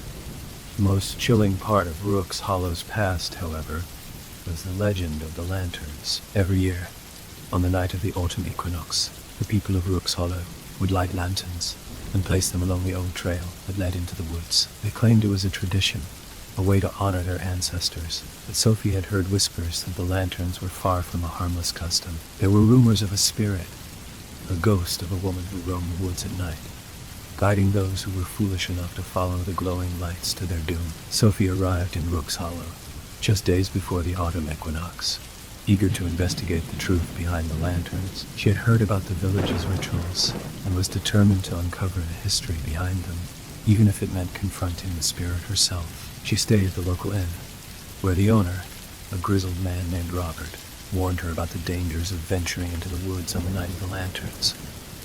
You don't understand, Robert said in a low, gravelly voice. So do I. There are things in those woods that no one should ever see. People vanish every year, and no one ever comes back to tell the tale. You'd be better off staying inside that night. Sophie, however, wasn't one to back down from a challenge. She assured Robert that she would be careful, and that she was only interested in documenting the event. After all, she thought it was just a local legend. The night of the equinox arrived, and Sophie made her way to the village square where the lanterns were being prepared. Hundreds of flickering lights filled the street, casting eerie shadows on the old stone buildings. The villagers moved in a trance-like state, carefully placing each lantern in its designated spot along the trail that led into the woods. As Sophie watched from a distance, she noticed something unsettling. None of the villagers seemed to speak. They worked silently, their faces expressionless, as if they were bound by an unseen force. Sophie couldn't help but feel a chill run down her spine. As the sun set, the lanterns were lit, casting the woods in an eerie, golden glow. Sophie set out on foot, determined to follow the trail and capture the ritual on film. She walked along the narrow path, the lanterns lighting her way. The further she went, the more oppressive the air became. The trees seemed to close in around her, their twisted branches reaching toward the sky like skeletal hands. It wasn't long before Sophie began to hear the sounds of footsteps behind her. Faint at first, but growing louder with each passing second. She turned, but no one was there. She quickened her pace, her heart pounding in her chest. The footsteps seemed to follow her, drawing nearer with each step. Panic set in, and Sophie broke into a run, her breath ragged as she pushed through the thickening fog. The lanterns ahead of her flickered and swayed in the wind, casting long shadows that danced along the forest floor. But as she ran, she realized that the path she had been following no longer seemed familiar. The lanterns were not placed in the same orderly fashion as before. Some of them had been knocked over, their flames flickering wildly, while others seemed to pulse with an unnatural light. Sophie stumbled, her foot catching on a root, and she fell to the ground, her camera slipping from her grasp. She looked around in a panic, her breath shallow as she struggled to regain her footing. The footsteps were now right behind her, almost deafening in their proximity. She could feel someone, or something, breathing down her neck. She spun around, but once again, there was nothing there. Her mind raced. What was happening? Was it the legend she had heard so many times? Had she truly angered the spirit of the woods? Before she could think any further, a figure emerged from the mist. It was a woman, dressed in tattered white robes that glowed faintly in the dark. Her face was obscured by a veil, but Sophie could see her eyes, empty, hollow, and filled with an indescribable sorrow. The woman held a lantern in her hand, its light casting an eerie glow on her gaunt features. She didn't speak, but her presence was suffocating. Sophie's pulse quickened. "Who are you?" she stammered, her voice trembling. The woman didn't answer. Instead, she slowly raised the lantern, and as the light grew brighter, Sophie felt a wave of dizziness wash over her. The trees around her seemed to sway and bend, their forms warping and shifting as if they were alive. The ground beneath her feet seemed to dissolve, and Sophie stumbled backward, her mind struggling to comprehend what was happening. "You should have never come," a voice whispered, soft but unmistakable. It wasn't the woman, but the voice came from all around her, as if the very woods themselves were speaking. Sophie's vision blurred as the fog thickened, enveloping her like a suffocating shroud. She could hear the lanterns flickering, their flames now more intense, their light casting strange, distorted shadows. The woman began to move toward her steps slow but deliberate, each one echoing in Sophie's mind like a drumbeat. Sophie's legs shook, her body frozen in fear as the woman reached out with a pale, trembling hand. The lantern's light flared brighter still, and for a moment, Sophie felt as though she was drowning in its glow. Her vision faded to white. When Sophie regained consciousness, she was no longer in the forest. She was lying on the cold stone floor of the village church, her camera beside her. The lanterns were gone, and the woods outside were eerily silent. She sat up, disoriented and shaken, her mind struggling to piece together what had happened. Had it all been a dream? The villagers, now gathered outside the church, were staring at her with vacant eyes. Robert, the innkeeper, stepped forward, his face grim. "You've seen her, haven't you?" he asked, his voice hoarse. Sophie nodded, unsure whether to speak of what had transpired.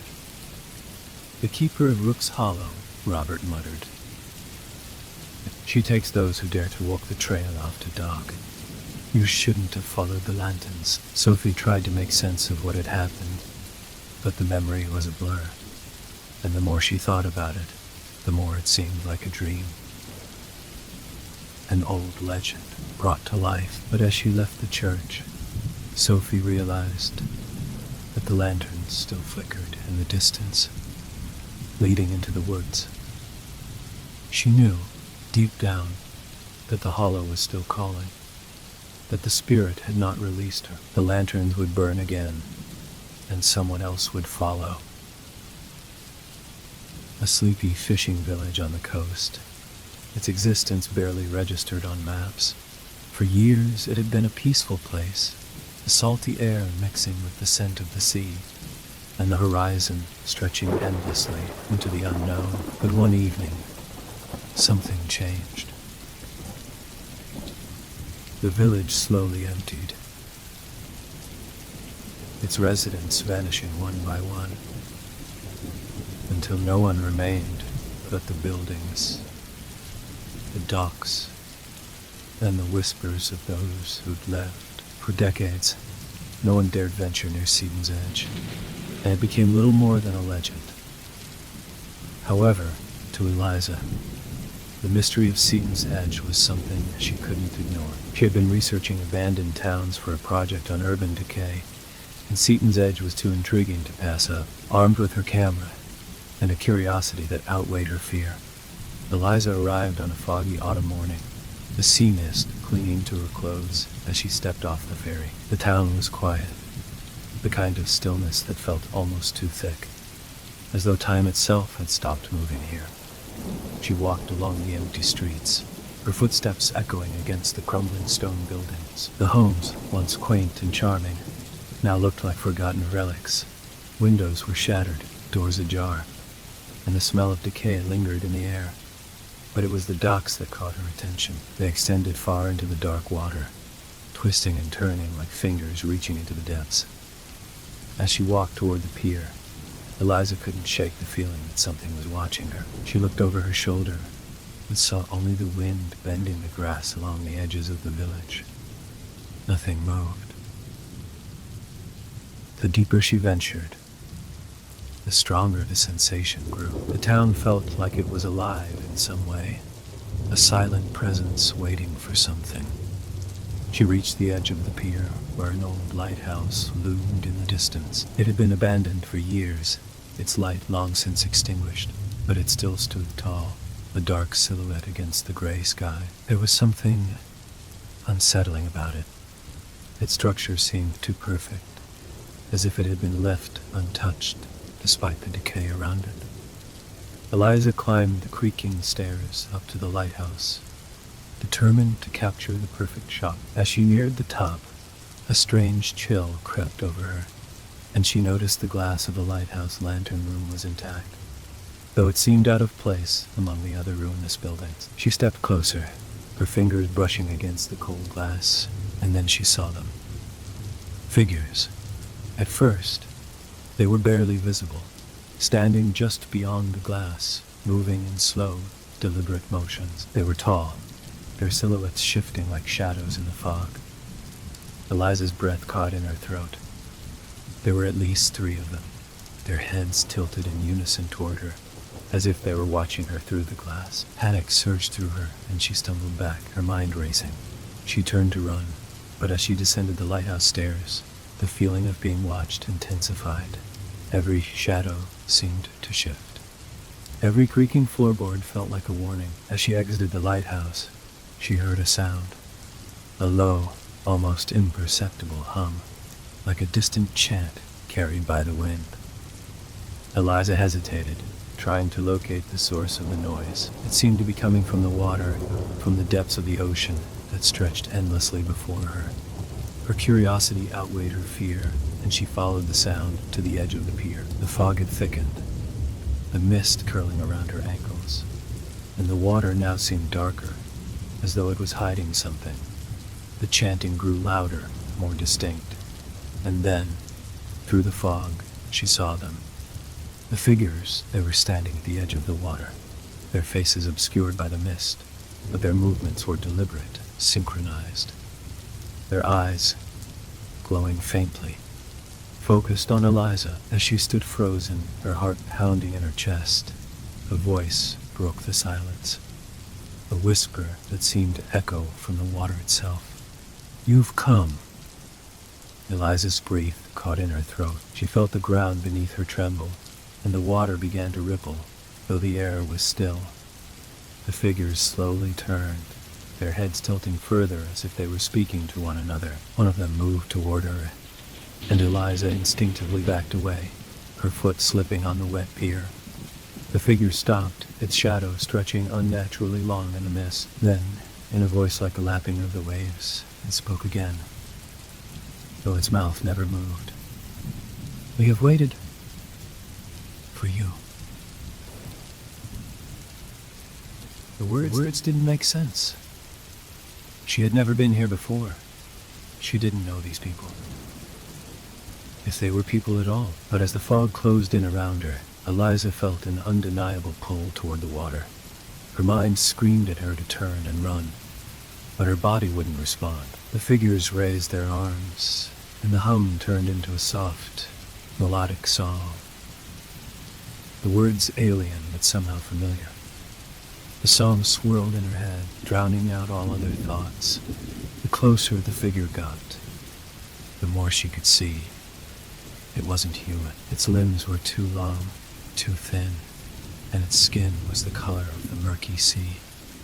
The face that had once been obscure now came into full view, and Eliza gasped. It had no mouth, only hollow black eyes that stared into her soul. A voice echoed in her mind, and she recognized it. She had heard it earlier, in the lighthouse. "Join us, Eliza." Her vision blurred as the figure's presence overwhelmed her senses. She felt her feet moving toward the water as if an invisible force was pulling her closer. Her legs grew heavy, the song lulling her into a trance. The water reached up, cold and unyielding, like hands made of liquid ice grabbing at her ankles. She struggled, but it was no use. As the water swallowed her, the last thing she saw was the glowing eyes of the figures, watching, waiting. In the morning, the fog had dissipated, and Seaton's Edge was as silent as it had been when Eliza first arrived. The only sign that anyone had been there was her camera, lying abandoned at the edge of the pier, its lens cracked and the faintest whisper of a song carried on the wind. Story 19. Beneath the cold light of the moon, the village of Drayton Hollow lay in eerie silence, nestled at the edge of a dense forest. It had once been a thriving community, its cobbled streets filled with laughter and the hustle of everyday life. But that was long before the incident, before the lanterns began to glow on the darkest nights. Now, the village was nothing but an abandoned relic of a forgotten past, its houses decaying and the air thick with dust. Legend had it that every full moon, the lanterns would appear, strange, glowing lights that hovered above the ground, drifting through the streets as if guided by unseen hands. Some claimed the lanterns were the spirits of the villagers, cursed to wander the village forever, unable to leave. Others said they were sent to guide the lost souls of travelers who had dared to enter the village after dark. It was this legend that drew Thomas to Drayton Hollow.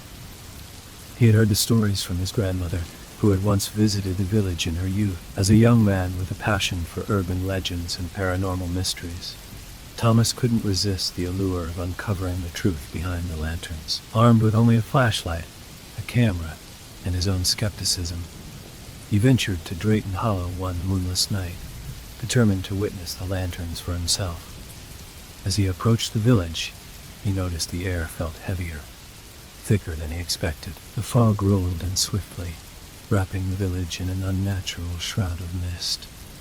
The ground crunched beneath his boots, and the trees surrounding the village stood still, their bare branches stretched like crooked fingers reaching for the sky. Thomas felt a chill run down his spine, but pressed forward, drawn to the mystery that awaited him.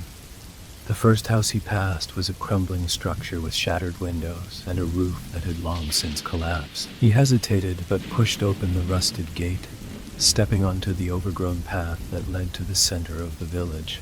The silence was unnerving. No animals, no insects, just the occasional creak of wood in the distance. It was as if the very essence of life had been drained from the place.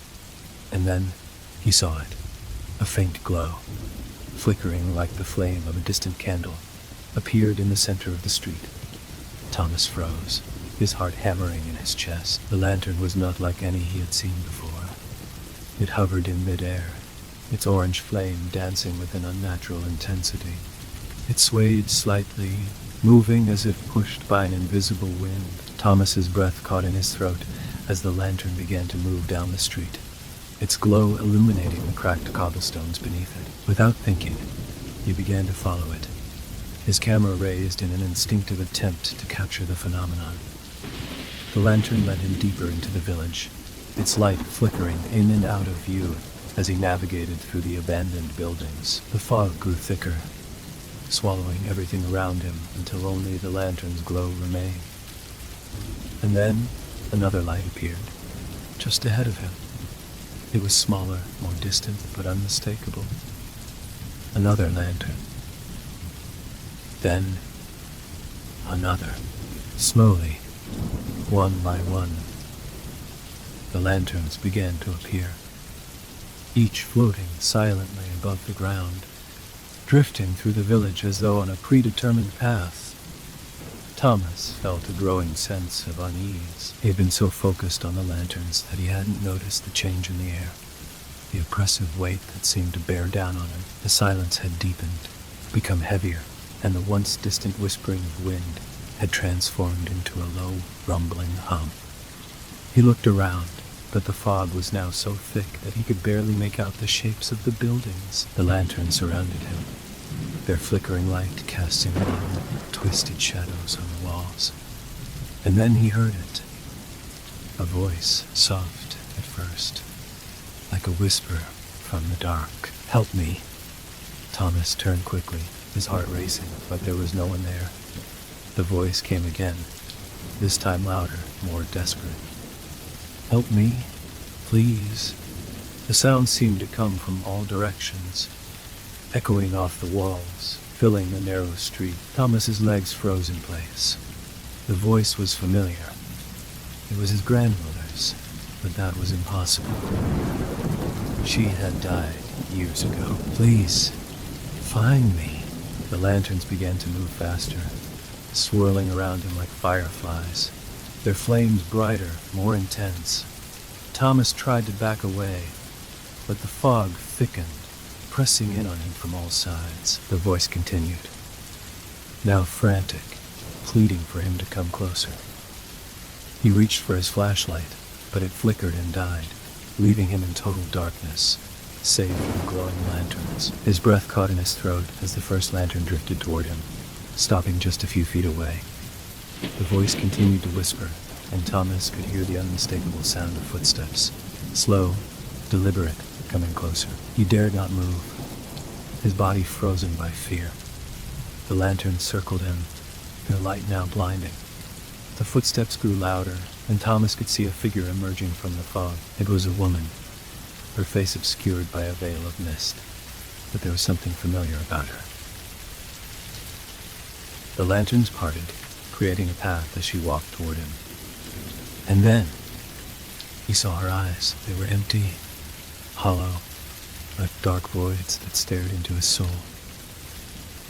The woman stopped in front of him, her hands outstretched, as if waiting for him to take them. The voice whispered once more, now unmistakably pleading. "Find me, Thomas. Please," his grandmother's voice. The fog seemed to swirl around them, the village disappearing into nothingness. The lanterns flickered one last time, then extinguished, leaving only darkness.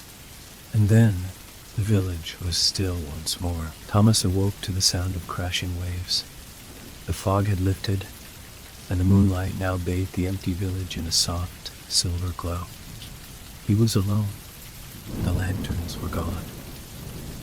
The lanterns were gone, but the voice, his grandmother's voice, lingered in his mind, repeating the same words over and over. "Find me." As he stood, his mind racing to make sense of what had just happened, he realized something chilling. He wasn't alone. He had never been alone. The lanterns hadn't just been guiding him. They had been watching him, and somewhere, deep in the village, in the fog, something was still waiting for him. Story 20. Kettlewood had always been a quiet town, nestled in the valley where the hills met the forest. For generations, Its people lived their lives in peace, the air filled with the sweet scent of wildflowers and the sound of church bells ringing each Sunday morning. The bell tower in the center of town had stood for over 200 years, its bell ringing out the hour and signaling the passage of time. But one fateful night, the bell rang for the last time. The church was left in ruins, the bell tower shattered, and the town was left in mourning. No one knew why it happened, but they knew it was a sign, a warning. The bell's chime had always been the heartbeat of Kettlewood, and when it was silenced, something else came to fill the void. That was when strange things started happening. It began slowly at first, flickering lights, unexplained shadows, and whispers in the wind. But as the years passed, the occurrences grew more frequent, more terrifying. People started vanishing without a trace, their homes left empty and untouched, as though they had never existed. Some said it was the curse of the bell, that it had been cracked the night it shattered, and its broken pieces now held the spirits of those lost to the town. Others claimed it was something darker, a force that had been awakened when the bell stopped ringing, the presence that now haunted the town. It was into this town that Amelia arrived, searching for answers. A historian and writer, she had come to Kettlewood after hearing the stories from an old journal she had found in an antique shop. The journal, written by a woman named Eleanor, spoke of the town's decline after the bell's silence, hinting at something supernatural lurking beneath the surface. Amelia had to know more. As she stepped off the bus, the town looked just as she had imagined. Charming, yet slightly worn, its buildings old but full of character. The streets were empty, save for the occasional flicker of a light in the windows. The air smelled of rain, and the sky was overcast, casting an eerie gloom over the village. She made her way to the church, the bell tower looming in the distance. It had been abandoned for years, the tower a twisted wreck, but there was still something hauntingly beautiful about it. The bell had been broken in the fall, its large pieces scattered across the ground, and no one had dared to move them. As Amelia approached, she saw that the wreckage had been left untouched. The once proud bell had been shattered into jagged pieces, and the remnants of the tower loomed over the town like a forgotten monument to something long lost. She couldn't help but feel drawn to it, the silence in the air pressing in on her. There was something here, something that the town had forgotten, but that she could sense, something that lingered in the shadows. She stepped closer to the wreckage, her breath catching in her throat. There, among the ruins, she saw something. A small, glimmering object. It was a fragment of the bell, no larger than the size of her hand, but it caught the light in a way that made her blood run cold. As she picked it up, a shiver ran down her spine. The moment her fingers touched the shard, a sound filled the air, a soft, distant ringing. It was faint at first, barely audible, but it grew louder, more insistent. It was the bell. The bell was ringing again. Amelia's heart raced as the sound grew louder and closer, as though it were coming from all around her. She turned, expecting to see someone, but there was no one in sight. The streets were still empty, the houses quiet, yet the ringing persisted, echoing through the town like a heartbeat. The ground beneath her feet trembled, and the air grew heavy with the weight of something ancient, something buried beneath the town. Amelia felt as though she were being drawn into something far beyond her understanding, and she realized that the bell had not been the only thing broken that night. Something had fractured the town itself. She backed away from the wreckage, the ringing in her ears deafening now.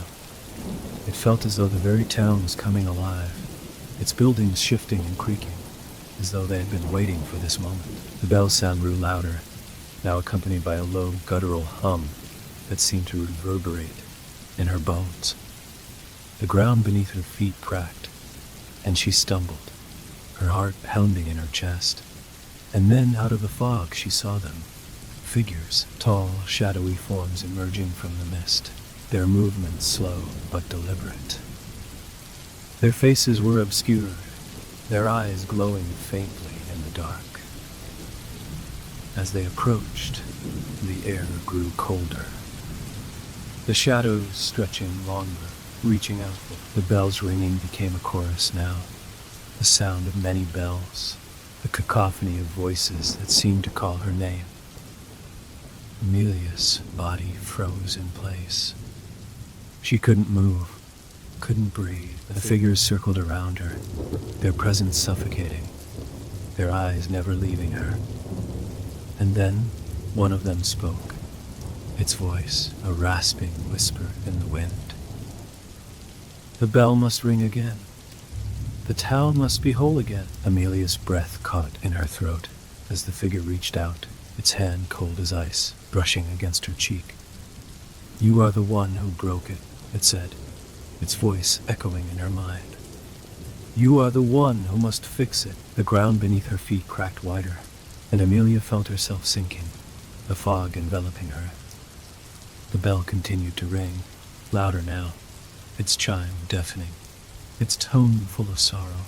She screamed, but the sound was swallowed by the ringing. Her body felt heavy, her vision blurred, and she realized that the bell had not been the only thing shattered that night.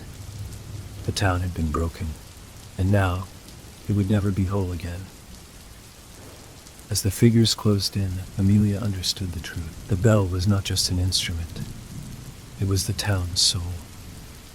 And now, it was calling her to return what had been lost. As she was consumed by the darkness, the bell rang on, louder and louder, its sound echoing through the night, as if to mark the end of the town's story. The ringing would never stop. Story 21. Veritas Manor had been abandoned for years. Its towering spires, once proud and regal, now stood in ruin, cloaked in ivy and shadows. The estate sat on a cliff overlooking a foggy bay, where the waves relentlessly crashed against the rocks below. The manor's history was steeped in mystery, and the townsfolk nearby rarely spoke of it, as though even the mention of its name brought bad luck. They said the place was cursed, haunted by the tragic events that had taken place within its walls. No one ever dared approach the manor, except for one curious soul. Leo Davidson, a young historian who had made it his life's work to uncover the secrets of forgotten places. He had heard the stories of Veritas Manor all his life, but he never quite believed in ghosts or curses. To him, every story had a logical explanation, something that could be unraveled with time and patience. So when he learned that the manor had been abandoned after a string of mysterious deaths and disappearances, Leo saw it as the perfect opportunity to investigate. One chilly autumn morning, armed with his camera, notebook, and a sense of daring, he set out to explore Veritas Manor. The fog hung thick over the bay as he made his way down the winding road toward the estate. The old iron gates creaked as he pushed them open, their rusted hinges protesting the intrusion. The gravel crunching beneath his boots was the only sound as he made his way through the overgrown garden and up the grand staircase to the front door. The door, surprisingly, was not locked. It swung open with a soft groan, revealing the darkness within. The air inside was stale, as if it had not been disturbed for decades. Dust covered every surface, and the scent of mildew filled Leo's nostrils. He shone his flashlight into the vast, empty foyer, its high ceilings draped in cobwebs. It was as if time had stopped here, as if the house had been abandoned in an instant. Leo moved forward, his footsteps echoing through the halls. The manor was massive, with rooms stretching endlessly, their walls adorned with faded tapestries and ancient portraits. The grandeur of the place was still evident despite its decay. He passed through the library, where the shelves were lined with thick leather-bound books, their pages yellowed with age. There was something eerie about the silence here. No creaks of the house settling, no wind howling through the broken windows. Just an oppressive stillness that made Leo's skin prickle. As he ventured deeper into the manor, Leo noticed something strange. In every room he entered, the mirrors seemed to have a peculiar, almost unnerving quality. The reflections they cast appeared off, It wasn't just the dust or the dim lighting. It was as though the reflections in the mirrors didn't match what was before them. They seemed distorted, like broken pieces of a larger picture. He tried to dismiss it as his imagination playing tricks on him, but the feeling lingered. His unease grew stronger when he entered the drawing room. There, in the center of the room, stood an ornate mirror, its frame carved from dark wood and adorned with intricate designs. Unlike the others, this mirror was clean, almost pristine, as if it had been carefully maintained. Leo approached it. His curiosity piqued. As he gazed into the glass, he saw his reflection, but it wasn't exactly him. His image appeared as though it were slowly fracturing, pieces of his face breaking away and fading into the glass. The more he stared, the more the reflection seemed to distort. It wasn't just a trick of the light. It was as if the mirror itself was pulling at his very soul, distorting his reality. A sudden chill swept through the room, and Leo took a step back, his heart racing. He turned to leave the room, but something stopped him. He heard it, soft whispers, coming from the mirror. The voice was faint at first, but it grew louder until the words were unmistakable. "You shouldn't have come," it whispered, sending a shiver down his spine. Leo's breath caught in his throat. He spun around to face the mirror again, but this time his reflection was no longer his own.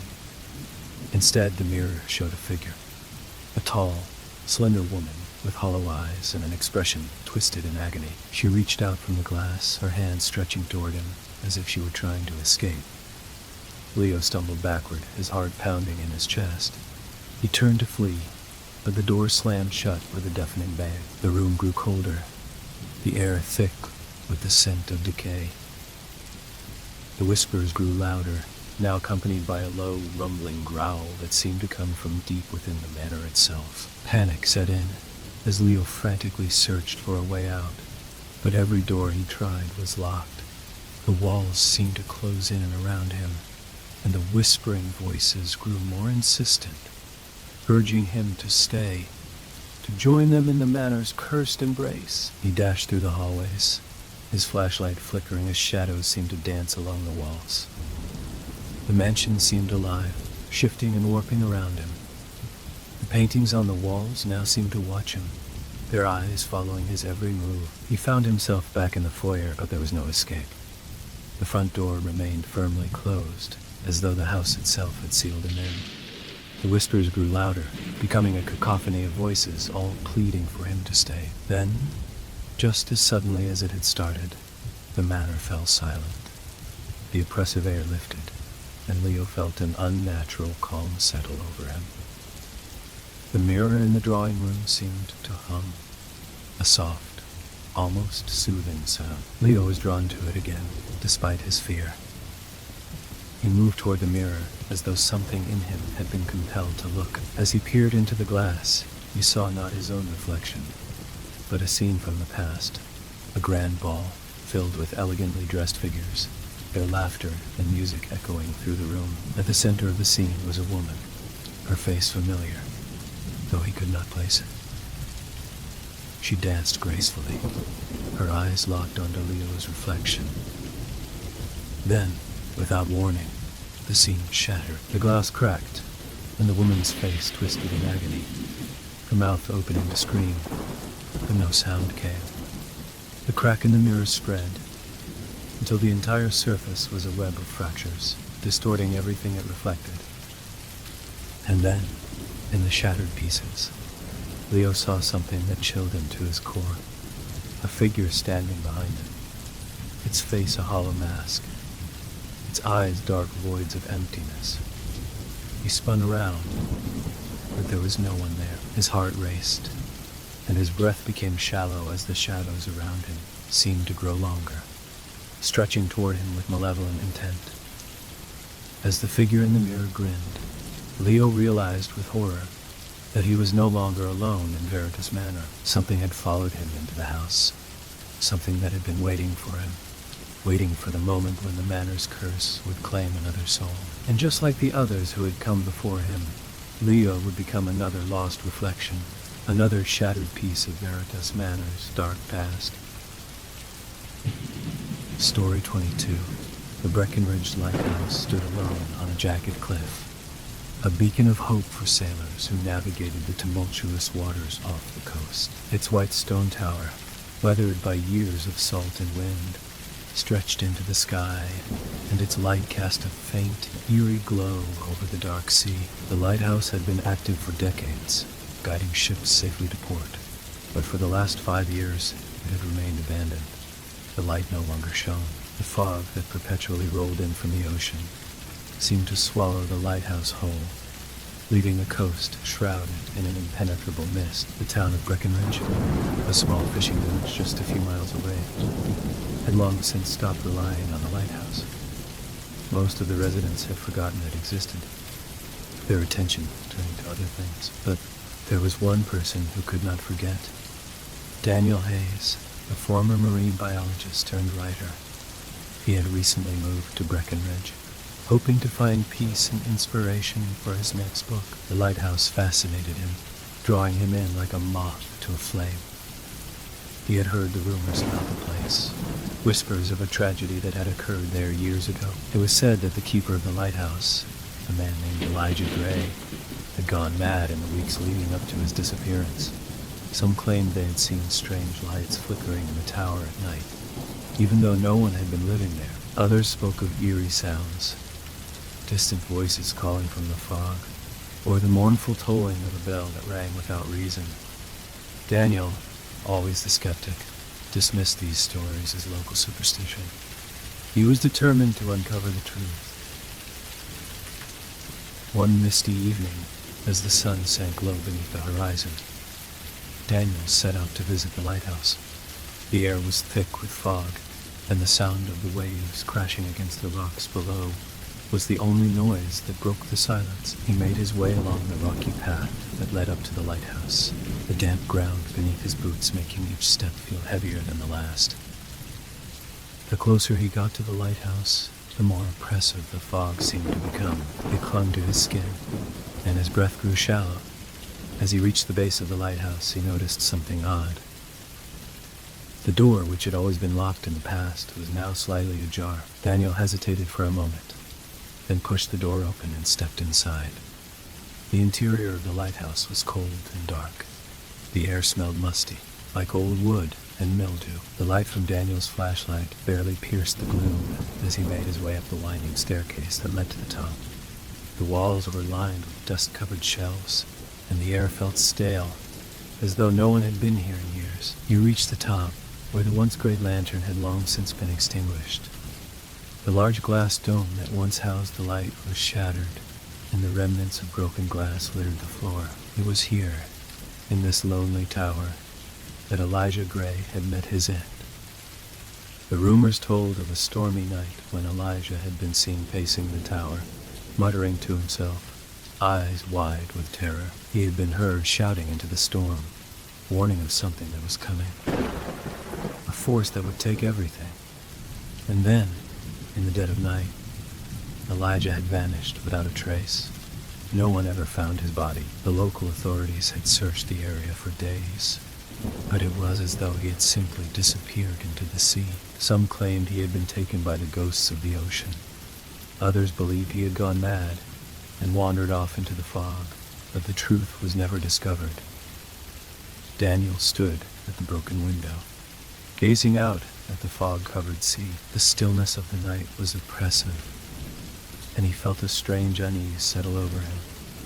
It was as though something was watching him, waiting. He turned to leave, but froze in his tracks when he heard a sound, a faint scraping noise, like the sound of something being dragged across the floor. Daniel's heart began to race as he slowly turned toward the staircase. At first, he saw nothing, but then, from the corner of his eye, he caught a movement, just a flicker in the shadows. It was gone before he could fully comprehend what he had seen, but it left him feeling cold to the bone. He swallowed hard and took a step backward, his instincts telling him to leave, to run as fast as he could. But before he could make it to the door, the scraping sound grew louder, more frantic. It was coming from below, from the lower levels of the lighthouse. Daniel's breath caught in his throat as he heard the distinct sound of footsteps. Heavy, deliberate steps, as though someone or something was climbing the stairs toward him. He backed up toward the doorway, his pulse pounding in his ears. He turned to flee, but before he could move, the door slammed shut with a deafening bang. The air around him grew cold, and he could feel the temperature drop with every passing second. The fog outside had thickened, and the once clear view was now obscured by a wall of mist. The footsteps grew louder, closer. Daniel's mind raced, trying to make sense of what was happening. The lighthouse had been abandoned for years. There should be no one here. And yet, someone was coming up the stairs. His only option was to climb to the top and escape through the broken window. But something stopped him. The thought of leaving the tower, of stepping out into the fog, seemed even more terrifying than the footsteps. As the figure grew nearer, Daniel could hear faint murmurs, like voices calling out in the distance. He turned toward the sound and saw a shadow moving at the base of the stairs. A tall, gaunt figure, wearing a tattered coat that fluttered in the wind. The figure moved with a jerky, unnatural grace, as though it were being dragged along by invisible strings. And then, as it came into the light, Daniel saw it. The face of the man who had once been Elijah Gray, or at least what remained of him. His face was pale and gaunt, his eyes wide and unblinking, his skin stretched tight over his skull. The man's mouth was moving, but no sound came out. His hands were stretched forward, as if reaching for something, but there was no one else there. Daniel's heart skipped a beat as the man's eyes locked onto his. The once human face twisted into a grotesque grin, revealing teeth that were yellow and decayed. The scraping sound grew louder as the figure stepped closer, dragging something heavy behind it. And then, with a jarring screech, the man lunged toward Daniel, his arms outstretched, his mouth opening wide in a silent scream. Daniel didn't hesitate. He turned and bolted for the window, throwing himself through the broken glass and into the fog. The air was thick, and the sea roared below, but he didn't stop running. He ran until his legs burned, until his lungs screamed for air. He didn't look back, but he could feel it. Something following him, always just behind him, its cold presence creeping ever closer. The lighthouse had claimed Elijah Gray, and now it wanted Daniel. As he reached the village, he collapsed at the edge of the cliffs, gasping for breath. The fog had lifted, and the lighthouse stood silent once more, its broken tower looming in the distance. The spectral figure of Elijah Gray was gone, but Daniel knew, deep down, that he was not alone. The Breckenridge Lighthouse had claimed another soul, and its hunger was not yet satisfied. Story 23. The small town of Carver's Grove lay nestled in the heart of a dense forest, known as Whispering Pines. The forest was old, older than the town itself, with towering trees that seemed to stretch endlessly into the sky. For generations, the people of Carver's Grove had lived alongside the forest, their homes scattered at its edges, the sound of the wind through the trees a constant, soothing presence. But despite its serene beauty, there was something about Whispering Pines that made people uneasy. Strange things had happened there over the years. Disappearances, odd lights seen flickering through the trees at night, and whispers carried by the wind that no one could quite explain. The locals avoided the forest after dark, and most of the children were told to stay away from its depths. But the most chilling story of all was that of the lantern of Whispering Pines. It was said that deep within the forest, hidden from the eyes of most, there was a lantern that would appear only on certain nights. A lantern that glowed with an eerie, otherworldly light. The lantern was said to be the spirit of the forest, searching for something or someone. Anyone who came across it would be lured deeper into the woods, where they would be lost forever. No one had seen the lantern in years, but the story still lingered in the whispers of the townspeople. It was one of those tales that had been passed down, spoken in hushed tones around campfires, and told the children as a warning to never venture too far into the trees. But for Callum Reed, a young man new to Carver's Grove, the legend was a challenge. Callum had always been drawn to the unknown, and the mysteries of whispering pines called to him like a siren song. He had moved to the town a few months earlier, a writer looking for inspiration in the quiet corners of the world. The dark woods, with its legends and secrets, seemed like the perfect place to craft his next novel.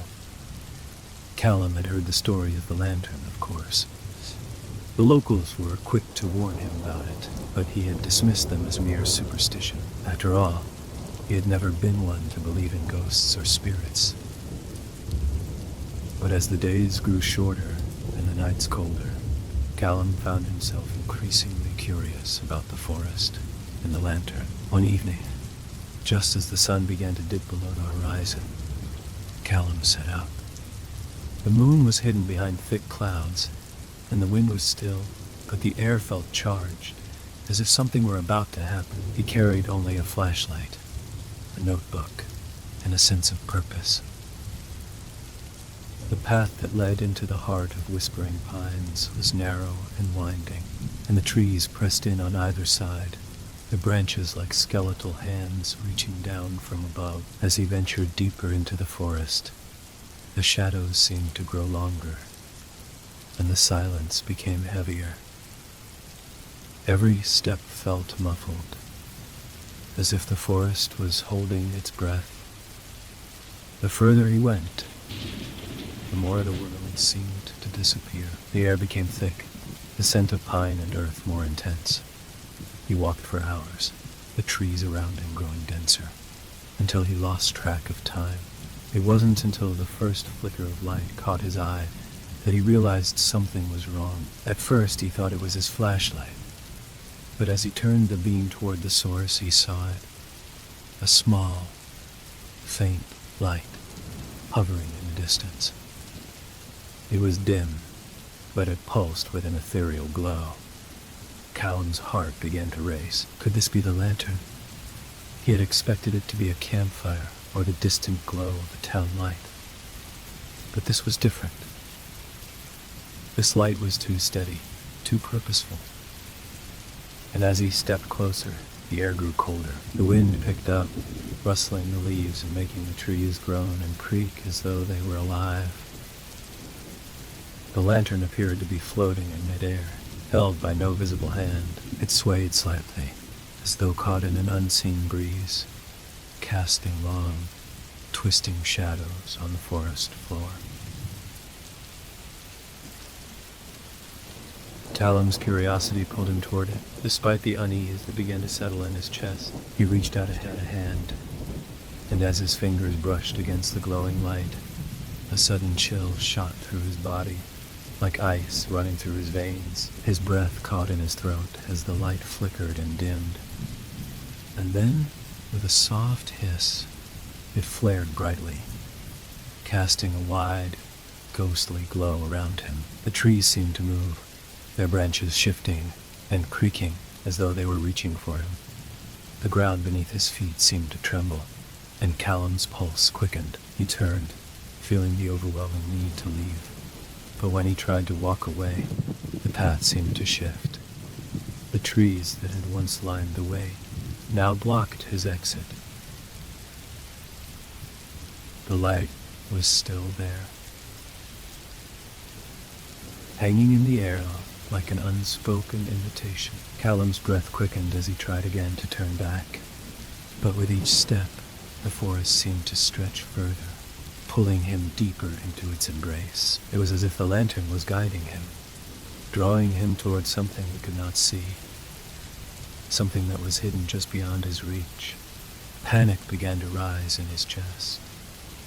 He had been warned about the forest, about the lantern, but he had never imagined that it would be like this. So real, so tangible. He could feel it. Something ancient. Something watching him. It wasn't until the whispering started that Callum realized just how deep into the forest he had gone. The wind had picked up and the voices, soft, indistinct, seemed to be carried on the breeze. They murmured around him, a low hum that made his skin crawl. The whispers came from all directions, rising and falling like a song, but the words were unintelligible, as though the forest itself was speaking in a language no human could understand. Desperation clawed at him. He tried to shout, to call out for help, but his voice caught in his throat. His body felt heavy, his legs like lead as he struggled to move. The lantern continued to float before him, its glow now brighter than before. And then, as if answering his unspoken plea, the light began to move, slowly at first, drifting ahead, leading him deeper into the trees. Callum hesitated for a moment, fear surging through him, but the desire to know, to understand, drove him forward. He had come this far. What was the worst that could happen? The lantern flickered again, and Callum followed. As he ventured deeper into the forest, the trees began to change. They became twisted, their bark warped and dark, and their branches reached out like fingers, as though trying to ensnare him. The whispers grew louder, more urgent, their meaning still lost to him. And then, in a clearing ahead, Callum saw it, the source of the light. It was a stone circle, ancient and worn by time. In the center of the circle stood an altar, covered in moss and ivy, its surface etched with strange symbols. The lantern floated above the altar, its light now blindingly bright, illuminating the symbols carved into the stone. Callum stepped forward, his hand reaching out, drawn by an irresistible force. The moment his fingers brushed the altar, the ground trembled. The whispers reached a crescendo, a cacophony of voices that filled his mind, each one shouting, screaming, pleading, and then, in the blink of an eye, everything went silent. The lantern went out. The forest fell still. Callum felt the air around him freeze, and the world seemed to close in on him. The ground beneath his feet shifted, and before he could react, the earth opened up. The darkness swallowed him whole. The last thing he heard was the whisper of the trees, carrying a single, final message. You should never have come. Once a place of beauty and grandeur, it had long since fallen into disrepair. The once stunning gardens had grown wild and untamed, and the estate's towering windows were dark, their glass shattered or covered with grime. The manor had been abandoned for decades, ever since the tragic death of its owner, Richard Marlowe. The story of his death was a well-known one in the nearby village, a tale that had been passed down through the generations. Richard had been a brilliant inventor, his mind always working on new and innovative ideas. But he had become obsessed with one project, a machine he believed could bend the very fabric of time. He locked himself away in the manor's study, refusing to see anyone, even his own family. His experiments were said to be dangerous, and the townspeople whispered that he had gone mad. One fateful night, the manor had caught fire, and when the fire was finally put out, Richard's body was found in the ruins of his study. The cause of the fire was never determined, but many believed it had something to do with Richard's experiments. Some said that the machine had malfunctioned. Others believed that the manor itself had become cursed. But one thing was certain. After that night, no one dared to go near Marlowe Manor. Over the years, the house had been forgotten, left to crumble into the earth. The story of Richard Marlowe became just another piece of local folklore. But for Nora Blake, the story was far from over. Nora had grown up hearing the tale of the mad inventor and his cursed manor. She had always been fascinated by it, and when she moved to the village as an adult, she made it her goal to uncover the truth. She had heard rumors over the years, stories from those who claimed to have seen strange lights flickering in the manor's windows, or heard the faint sound of a voice calling from within the walls. But Nora was determined to discover the truth for herself. One foggy evening, after weeks of preparation, Nora made her way to Marlow Manor. She knew that the villagers would warn her against it, but she was resolute, armed with only a flashlight, a notebook, and a camera. She approached the looming estate. The air around her was thick with mist, and the ground beneath her feet was soft and uneven, as if the earth itself was reluctant to bear her weight. The manor's towering silhouette loomed in the distance, its jagged edges cutting into the gray sky.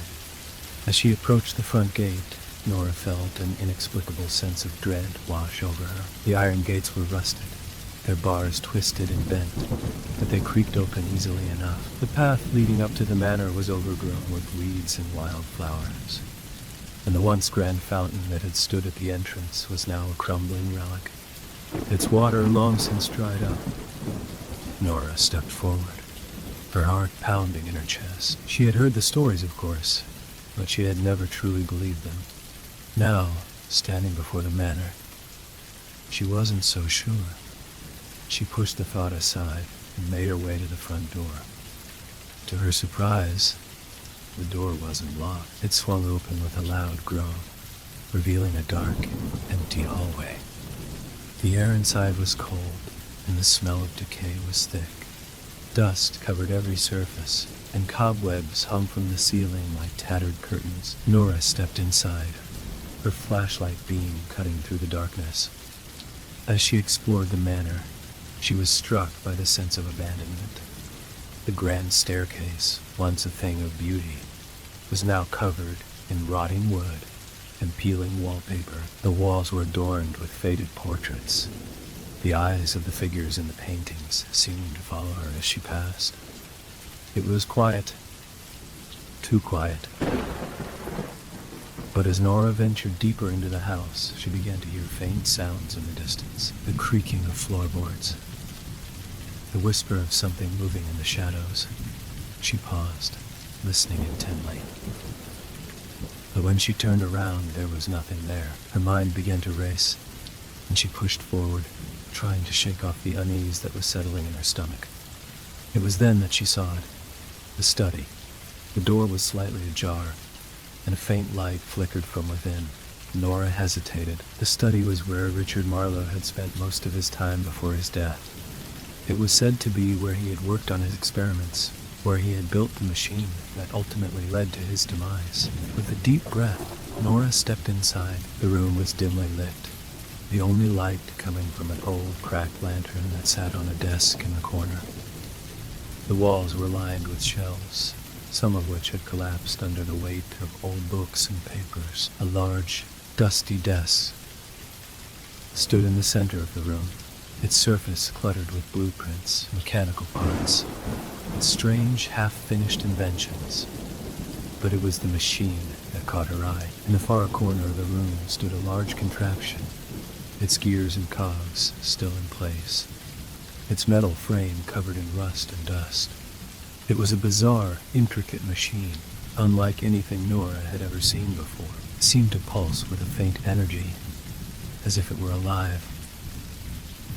Nora stepped closer, her heart racing. She could feel the weight of the room pressing down on her, as if the very air had been thickened by the machine's presence. She reached out to touch it, but before her fingers could make contact, the light from the lantern flickered and went out. The room plunged into darkness. Panic surged through Nora's chest. She fumbled for her flashlight, but it slipped from her hands and rolled across the floor, its beam illuminating nothing but shadows. The temperature in the room dropped sharply, and she could hear something. Footsteps, slowly approaching from behind. She turned, but there was no one there. The room was empty. But then, a voice, a whisper, broke the silence. It was faint at first, but as it grew louder, Nora could make out the words. "You shouldn't have come." The voice was raspy, hollow, as if it were coming from the walls themselves. Nora's breath caught in her throat. She spun around, searching for the source, but there was nothing. The room was empty save for the machine, which now seemed to hum with a strange energy. The whispers continued, growing louder, more frantic. Nora's heart pounded in her chest. She knew she needed to leave, but her legs felt like lead, frozen in place. The machine in the corner began to move. The gears turned slowly at first, then faster, as if it were coming to life. The room was filled with a mechanical whirring, and the air seemed to vibrate with energy. The whispers reached a deafening crescendo, and then, in an instant, the machine flared to life. A brilliant light filled the room, blinding Nora. She stumbled back, shielding her eyes from the intense glow. When the light finally faded, the room was still. The whispers had stopped. But Nora was not alone. In the corner, standing by the machine, was a figure. A man. His face was pale, his eyes wide and unblinking. He was dressed in tattered clothing, and his skin seemed to stretch too tightly over his bones. It was Richard Marlowe. His mouth moved, but no sound came out. His eyes locked onto Norris, and she could feel his presence closing in on her, as though the very air around her was being suffocated by his gaze. "Please," he whispered. "You shouldn't have come." The room began to spin, and the ground beneath Nora's feet seemed to tremble. She could feel the machine pulling at her, its energy overwhelming her senses. With a scream, she turned and ran, bursting out of the study and into the empty hall. The manor seemed to close in around her, the walls pressing in with each step. She didn't stop running until she reached the front door, throwing it open and stumbling out into the cold night air. Behind her, the manor stood silent, its windows dark and empty. But Nora knew the truth now. The legends were real. Richard Marlowe's machine had worked, and it had claimed her. Nestled in a valley between two towering mountain ranges, the village had long been forgotten by the outside world. Its inhabitants were a simple, self-sustaining people, living off the land and keeping to themselves. The village's only connection to the outside world was a narrow, winding road that passed through the valley. But few traveled it. The air in Everspring was always crisp and cool, filled with the scent of pine trees and fresh earth, the sound of birds chirping, children playing, and the occasional creak of the wind in the trees made up the normal soundtrack of daily life. Yet, there was something unsettling about the village. Despite its picturesque beauty, the people of Everspring were known for their unnerving silence. It wasn't that they didn't speak to one another. It was that they didn't speak much at all. Conversations were brief, and laughter was rare. When visitors came to the village, they often remarked on how quiet it was, how the people seemed to communicate in hushed tones, as if there was an unspoken rule to keep everything subdued. It was as though they were afraid of something, but no one ever asked. That is, until Sarah Thompson arrived. Sarah had grown up in a bustling city where the noise of life never ceased. She had left the chaos behind, hoping to find peace and solitude. When she stumbled upon a brochure about Everspring Village while searching for a remote getaway, she was intrigued. The village seemed like the perfect place to escape, to recharge, and to find some semblance of inner peace. She booked a cabin for a week and drove out to the village, eager for the tranquility it promised. When Sarah arrived, the silence was the first thing she noticed. The village was small, with only a handful of houses scattered along the main road. There was no town square, no market, and no signs of modern life. The houses were quaint, made of wood and stone, with smoke curling from chimneys. The villagers moved about their business with quiet efficiency, exchanging brief nods and glances, but never speaking. It was as if a veil of silence hung over the entire place. Sarah was greeted by a woman named Clara, the caretaker of the cabin she had rented.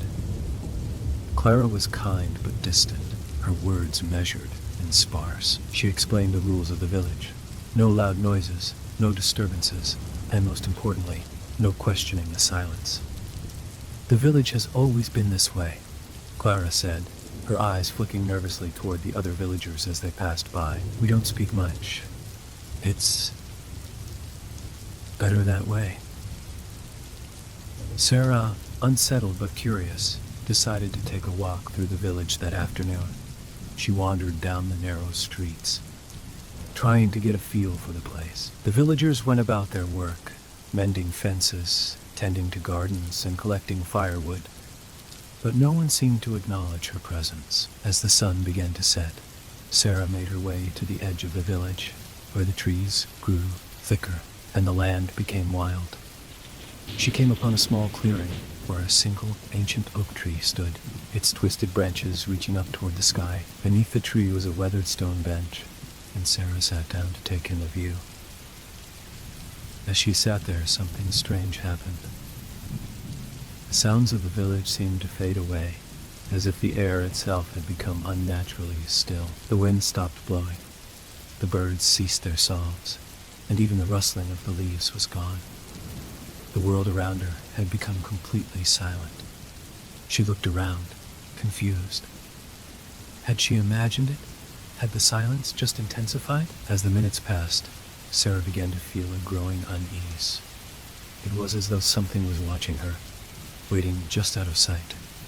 She stood up, her heart racing, and turned to leave the clearing. But as she walked back toward the village, she noticed something strange.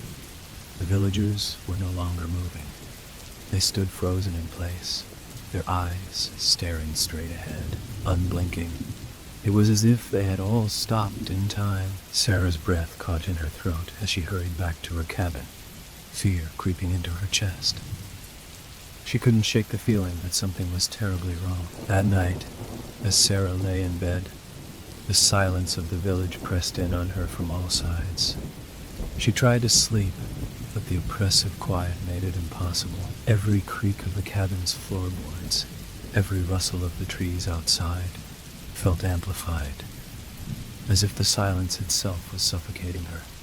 Just as she was beginning to drift off, she heard a soft knock on the door. Startled, she sat up in bed, her heart pounding. She wasn't expecting anyone. She cautiously got out of bed and opened the door, half expecting Clara to be standing there with some explanation. But there was no one. Instead, lying on the doorstep was a small wooden box, intricately carved with symbols Sarah didn't recognize. The box was sealed shut, but it seemed to vibrate with an energy that sent chills down her spine. Sarah hesitated for a moment before picking it up. As soon as her fingers touched the box, the silence around her seemed to deepen, as if the air had thickened into something solid. She couldn't explain it, but she felt as though the box was calling to her, drawing her in. With trembling hands, she brought it inside and sat down at the small wooden table in the corner of the cabin. She slowly opened the box, revealing a single piece of paper inside. The paper was old and yellowed with age, and it was covered in strange, cryptic writing. Sarah could not read the words, but she felt an overwhelming compulsion to touch them. As her fingers brushed against the paper, the world around her seemed to shift. The cabin grew colder, and the shadows in the corners of the room deepened. The air felt thick, almost oppressive, and the silence became deafening. In that moment, Sarah realized the truth. The silence wasn't natural. It was a curse. The village had been trapped in this endless quiet for generations, and the villagers were not merely avoiding noise. They were trying to keep something at bay. Sarah's mind raced as she tried to piece together what was happening. The paper, the box, the unnatural stillness. It was all connected.